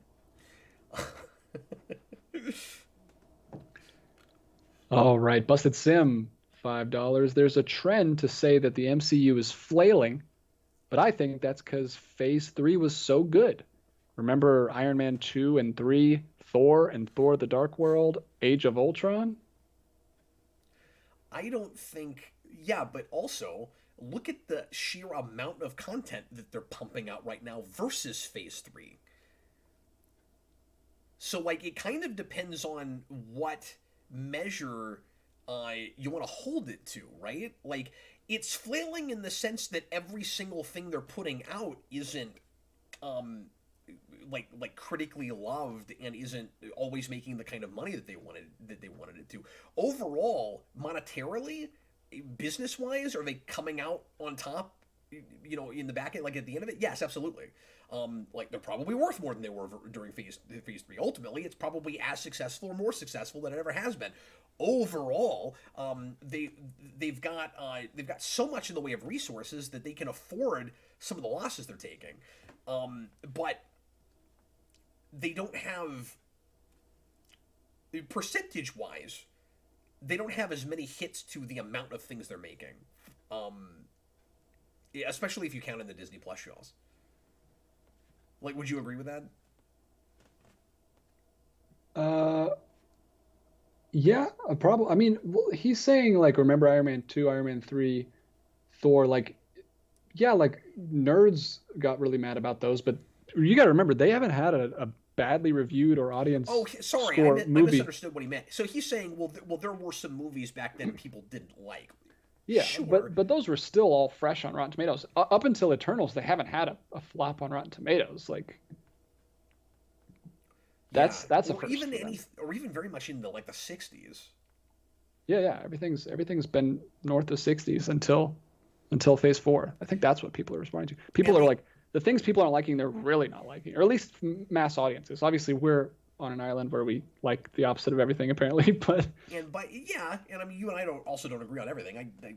I think Shang-Chi is as mediocre as it gets, but but like also when you just look at like if you're just talking about successes versus failures, when you look at Phase 4. There have been projects that didn't come close to what they expected them to, and they're going to have to pivot some with how they make projects for better or worse. Like, I like Eternals. I hate that they'll probably not make things like that again. And by like that, I just mean pick a director, throw money at her, let her make what she wants to make. I'm not sure they'll keep doing it. I think they'll learn the wrong lessons from that. But the movies that you just described did really well at the box office. Yeah, that's the difference. These are like not liked critically and are not performing as much. And again, if we kick out on the Disney Plus shows, apparently nobody watched Ms. Marvel. I don't know how Moon Knight did, but I don't think it was great compared to some of the other things. And I'm just constantly hearing from people, anecdotal, I understand, but like I'm constantly hearing from people, both our audience and just reading comments in like trailers of Marvel stuff and YouTube videos and stuff. People really burn out. Like half the comments are just like, okay, they need to slow down. Like they're pumping these things out too fast. I can't keep up with them, and they're not sticking the landings. And like some of these things I was excited about, and then I got bored by them. Like I'm seeing a lot of that. Yeah. I just treat them like any movie studio now. I'm just like, the ones I'm interested in, I watch, and the ones I'm not, I just don't. I don't have to see every single one anymore. I'm loving Miss Marvel right now. Miss Marvel is great. It makes me. It's the Spider-Man show that we never got. I really wish that they didn't get the rights to Spider-Man until they had the Disney Plus shows, and I wish Spider-Man wasn't such a big character that they would ever let him not be in movies. But Sony would never let that. But yeah, it's so cool to have a superhero secret identity high school show. It's great. I really like what I've seen of it. It's a lot of fun. It really surprised me. I almost didn't watch it. Like, I didn't care about that show, and I'm very pleasantly surprised by it. And we'll have to see what happens with Spider-Man freshman year, because the more we're hearing about that, the more it's what I wanted it to be. So, like, I don't know if you've read up on anything with that, but it's not MCU, and it's like going its own way. And apparently, each season is going to be a different, like the next year in high school. And a lot of the character models are like Ditko character models, and like it's what you want potentially. So like, don't lose hope, because you might be getting in animation the Spider-Man show you're talking about. That's so great. The more we're yes. hearing about it. So yeah, keep it coming. I don't care. If it's too much, I don't watch all of it. But as long as there's some stuff for me. They've been doing good with the. It's so weird. All the like normal superhero stuff, like Hawkeye and Miss Marvel, like they've been doing good with those things. Yeah. But when they're trying to, like, I don't know, I guess just because it's fresh. It's so weird that the secret identity normal superhero stories are fresh now. We haven't done them in like over a decade. Yeah, give somebody a sidekick, because it would be a huge novelty. Like, it'd be a big deal. Oh my God, somebody got a kid sidekick. It's cool. So fresh and original. All right, here we go. Finishing up. Home stretch. Philip Kelton. Your medical start. Okay, we already talked about that one. Good. Josh Galisano. I don't want to talk about medical Star Trek shows anymore. Okay, you're good. Okay, you're cured. Josh Galisano, $2. DoorDash or Grubhub? I haven't done those in a long time. During COVID, I ordered in a lot like that, and God, it gets expensive. Oh yeah. For a while, I was kind of ignoring the cost a little bit, just because, you know, I didn't want to go out, and after a while, it added up, and I was like, I'm not doing this anymore. I used Grubhub almost exclusively, and DoorDash I only used when DJ gave me a gift card there. Oh yeah, we sent you a little care package when the twins were born. I forgot about that. And that's when I used that, and that was great. But I had picked one early on, and that was what I had a subscription, or not a subscription, but a sign-in for. So that's what I was using. But yeah, I mean, they're both about the same. I don't know. Yeah, they're the same thing. I mean, it depends on what driver. But in the Discord the other day, they were talking about McDonald's has started sealing their bags because drivers were eating people's food. I was like, what? That's disgusting. That's the whole purpose is that you're not getting out and getting germs, and you're sticking your hand in my food. But what's even better than that is, what do you think is going to happen? You think you're still going to have a job? Yeah, you think you're going to still be driving for Grubhub? Don't people give you reviews? He drank my whole milkshake. 1 star. I gave 1 star because I got everything else, and it was delightful. But where's my milkshake? Oh, that's nasty. Don't do that, people. That's our public service announcement of the day, chat. Don't eat other people's food. It's gross. Philip Kelton says, I would watch you watch Lower Decks. Oh my gosh. Okay, I'll put up a poll. I'll see how many people say they would watch me watch Lower Decks. And you guys just have to understand that I'm going to call it like I see it, and I'm going to make the faces that naturally happen, okay? Because there's some things that sound fun in that show in a different context, but like, I don't know. And then there's stuff where that I've heard about anyway. So to be fair, I've not seen it because I only watched 40 minutes of that show. But I have a tough time with some of the like plots and things that I've heard where it seems like they've like watched Star Trek, but maybe they don't get it. You know what I mean? Where it's like, or they're just kind of superficial, you know? Because I don't mean to say that like it's got to be the deepest and headiest thing in the world. It's just, it sounds real fanficky. Like, this won't mean anything to you, DJ, but they did a war with like the dumbest race in TNG, and I don't mean dumbest in like it's stupid that the race was made. I mean like the race is like the people of the race are mentally inferior to everybody. Like they're idiots. That was like that was kind of the joke in Samaritan Snare. The Pack-Leds. They have like a whole war with the Pack-Leds. I'm like, that should be over in 6 seconds. Like, how do you have a Pack-Led war? Is it like, it just seems like the kind of thing a cartoon show would do, where it's like, wouldn't it be really silly to go to war with the Pack-Leds? I'm like, I don't know. If I'm supposed to take this seriously at all as Star Trek, I have a hard time with that, and it's supposed to somehow be canonical. I don't know. I don't understand the premise of it. And I didn't think it was funny when I watched it, and the humor was real least common denominator and really obvious. And yeah, just to clarify, my suggestion was not just watching Lower Decks. It was as soon as he starts feeling inner turmoil about watching Star Trek or not watching Star Trek, he flips the camera on and he's like, "It's day 235. I'm contemplating watching Star Trek again. I'm trying to hold out, but I think I'm gonna have to go back." That's what I want. Don't read day numbers like that. People are gonna ask for like new Trek year. yeah. I just want a daily vlog of you struggling not to watch Star Trek that you don't want to watch. I like you being tortured. Anyway.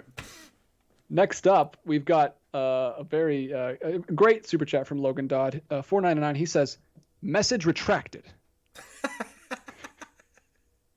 No. He clarified later, lower down in the chat. He says, "My super chat clarification. Disney just insists that the fans are the problem when their producers aren't well received, or products aren't well received, particularly their Star Wars shows and movies." Yeah, just what does he mean by Disney? Like, who is saying that? You know, like, is Disney coming out and making statements where it's like, well, look, you idiots are supposed to like it. Yeah, they put out a press release. But Disney says fans are the problem. The problem is you. Okay, so what? We're not getting the brilliance of what you're making, or we're not getting the message that the point is you made Star Wars, so therefore it's good Star Wars. Like, well, look. We hired people, we cast people, and they worked really hard, and so you're supposed to love what we make. Yeah, I'm not I'm never belittling people that work on things and saying that nobody's working hard. I have said that writers aren't trying sometimes, and I stand by that, because sometimes you can just see it in the work, and that can be for lots of different reasons. Deadlines, you got the wrong person, whatever it is, but just because I always kind of hate that argument where it's like, from the company side, it's like, well, we're entitled to you loving everything we make because we own it. That, of course, bothers me. But also the argument, and I think sometimes, you know, producers, but also people at the top will kind of talk like this, which is why I bring this up, like studio execs. You know how many man hours that took? It didn't make it good. You know what I mean? Like, did they get paid? Like, that's good. I'm glad they got paid. Because other than that, it was a complete waste of their time. Like, what they made was terrible. Sorry. Like, I'm going to call it like I see it, you know? Yeah. So I never understand that argument. It's like, but it took a lot of effort. Okay. So if I'm supposed to like everything because people work hard and it's difficult to make things, what is the point of this?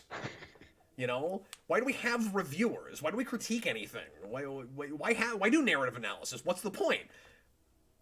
Oh, I missed the memo. It's hard, so it's good. Okay. Yeah, no, hey, wait. They like reviewers as long as you say good things about their products, Cap. Come on. We love critics. That's not critics. That's not reviewers. That's advertisers. That's free advertisers in the... Like, it's worse. It's thinly veiled. You guys are going to get me all soapboxy on this. Yes. Oh, man. We're about 3 hours in, and we've got them off the rails. I'm sorry that we've gone so late, but in my defense, we have not done a show in a while, and it was a big news week. And oh yeah, totally worth it. And I've had a ton of fun. So thank you guys so very much. Okay, tell me we're out of super chats. We have 3 left. Okay, let's do them. Let's do them real quick. Robert Wildcap, thoughts on David Warner's passing? Oh. Well, I mean, what can you say? But it's so sad. And David Warner and Nichelle Nichols within a week of each other, or a week and a half, I think. And obviously, you know, both older folks that live full lives, and you know, I'm like obviously it's sad to see them pass, but I'm glad that they lived long, full lives. David Warner was 80, and Nichelle Nichols, I think, was Wow. 81. Were they the same age? I have no idea. David Warner was born in 1941. But yeah, it's sad. David Warner, I haven't seen anything in a long time. I think he kept acting almost all the way up, but I think he was doing a lot of stage stuff. And of course, I think Nichelle Nichols had more or less retired over the last few years, but her heart was on the stage and in musical theater, and she kept doing that for a long time. So while everybody else was typecast in Star Trek, she didn't have to worry about that because she didn't want to stay in movies. She wanted to go back to stage, and it was really great that she got to do that. That's crazy. I didn't even know that. I just watched like last week Yeah. a Hansel and Gretel film from 1987 that was on Criterion Channel. It's like a British adaptation. Yeah. With my kids. It was a fun adaptation of that fairy tale, and he's the dad in that. And I didn't know he had just passed. That's very sad. He's a Have you? character actor that really got around. He's in a million things. And Yeah. Have you seen Time After Time with him? yes, he's great in that.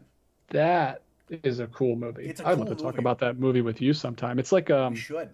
it's like The Time Machine, but it's a really crazy TV. It starts this Take on it. bizarre idea of H.G. Wells doesn't just write a book about the time machine, but he makes Yes. the time machine. Is and that where it then- starts? And I don't know if it started there. I always assumed it did. I'd have to do some research. I'm assuming that.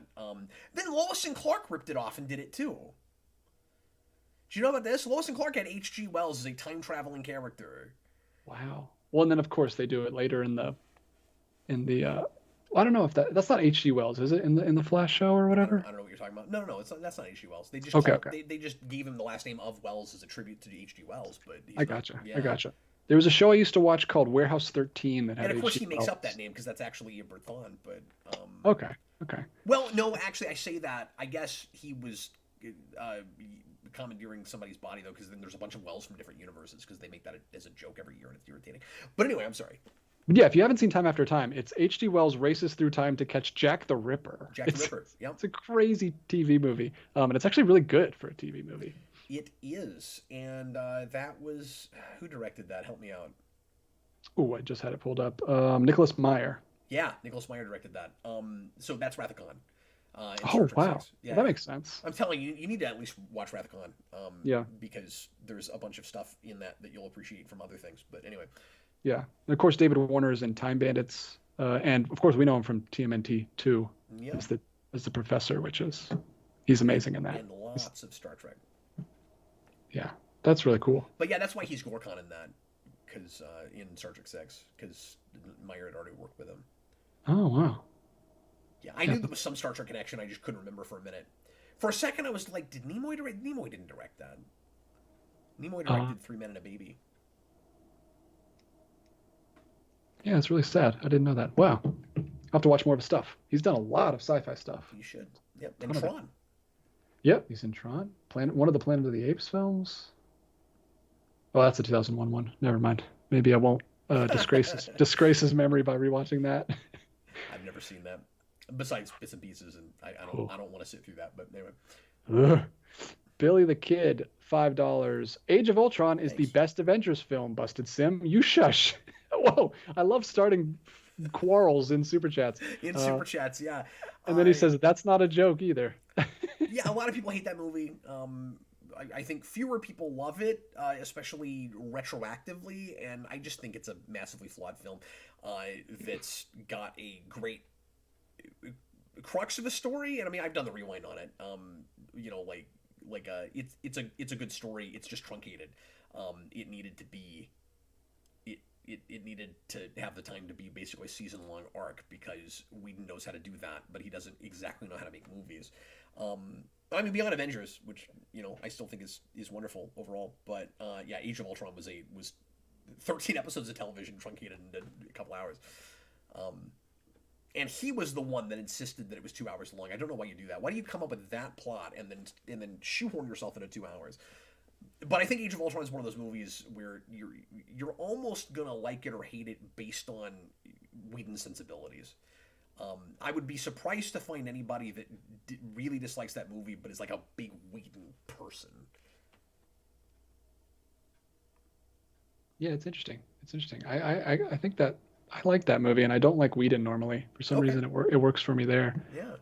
That's the one Avengers movie where I don't dislike it more every time I watch it. And that's what I'm saying. I can see it going the other way, but I would be surprised if anybody that like really disliked that movie was like, "Man, I usually love Whedon, but this thing, like." Yeah. And here's Billy the Kid Lawrence again in the chat. Yep. You shush cap. Well then, what did I say? I like that movie. I just said it's flawed. Like, You said like it has I flaws. get why people have issues with it. Like, He says it has no flaws. It's the best Avengers film. Don't okay, you well, shush cap. you're I guess I have entitled to to. that opinion. Spedivescu, $5. Last super chat of the night. IDW hires you to write Star Trek /TMNT crossover miniseries. Wow. What versions of the two franchises would you use, and what's your quick story pitch? And you know what's weird? That hasn't happened yet. Because there is. I don't know if you know about this, DJ. The toys? There is one that I know of. Weird Star Trek TMNT crossover. And that's because Playmates had both licenses in the late '90s, and so there are 4 Ninja Turtles toys where they just merge Ninja Turtles with the TOS cast. They're very strange. I have one of them. I have the Raphael. I think it's Raphael merged with Scotty. I can't remember. But I've got one, and it's very strange. They're still doing that. They do that a lot, actually. They just released this year action figures of, it's NECA, of the Turtles mixed with the Universal monsters. Yeah. So Raph is Frankenstein, and Mikey is the Mummy. Leonardo is Hunchback of Notre Dame, which is cool. But Splinter is Van Helsing. That's really cool. What I don't understand is the 2-packs they've been releasing of, these aren't blending characters, it's not amalgam, but the 2-packs they've been releasing of Ninja Turtles characters versus Cobra Kai. Yeah, I've seen those at Target.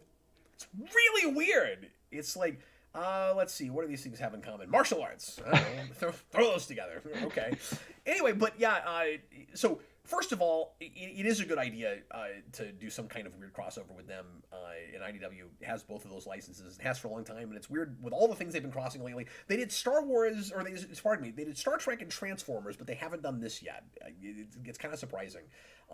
That one's really cool, by the way, because they went with the animated series. And the 80s, original Transformers look, and they go together great, and that was really fun. They even did Transformers and Back to the Future, but they haven't done Ninja Turtles and Star Trek yet. I don't know right off what my pitch would be. I've actually never given this any kind of thought. It's hard not to immediately go to a Borg assimilate Dimension X place, just because seeing the Borg version of the Technodrome is just kind of right there, right? Like, you got your Borg sphere, and then you'd have a Technodrome Borg sphere, but still with the eyeball on top. That'd be pretty cool. But yeah, I'm not sure how to get martial arts in there.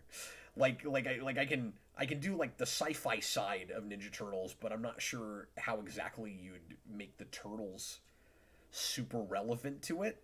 And how you'd blend all that. So I don't know. I didn't think of that some thought. It could be done, I'm sure, but I would need to think about it. And we're almost at 3 hours. We got to finish up here. We've done it. You just finished it.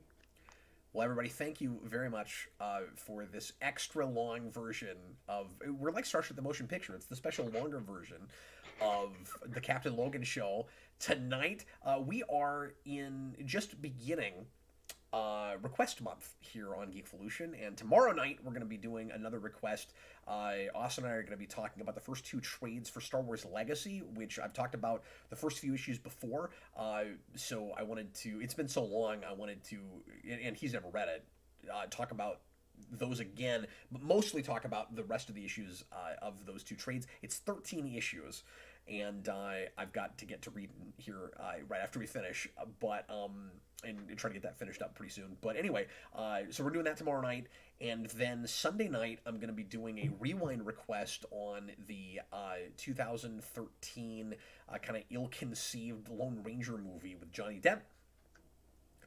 So I don't know if look forward to that is exactly the right phrase, but that's what I'll be reviewing on Sunday night. And lots more stuff coming your way here on Geekolution. DJ, thanks a bunch for getting back into the grind with me. And I hope you had fun, regardless of just how long we had to sit here. Like, what percentage of a day was that? I don't know, 24 divided by 3? 8? 8 is what percentage? I'm not here for my math skills. It was a surprising amount. question reading skills, which even that is questionable. So what would it be, like 1/7, like somewhere in between a 6th and a 7th, I guess? Yeah, it'd be whatever 1/8 is as a percentage. I was never good at figuring out percentages on the fly. That's why I'm bad at tipping, but I always go 20%. Always go 20% with your tips unless they're bad. Yeah, I can figure out the fraction, but I can do the percentage. But anyway, you guys are great. Really appreciate you. Hope you had fun. We'll see you again next time. I was Captain Logan, and this was DJ Martinez. Bye, guys. Later, everybody. Oh, I flipped the scene before I did this. So I thought you were going to say you flipped the bird by accident. Whoa, that's a way to end the show. Unfortunate. Bye, everybody.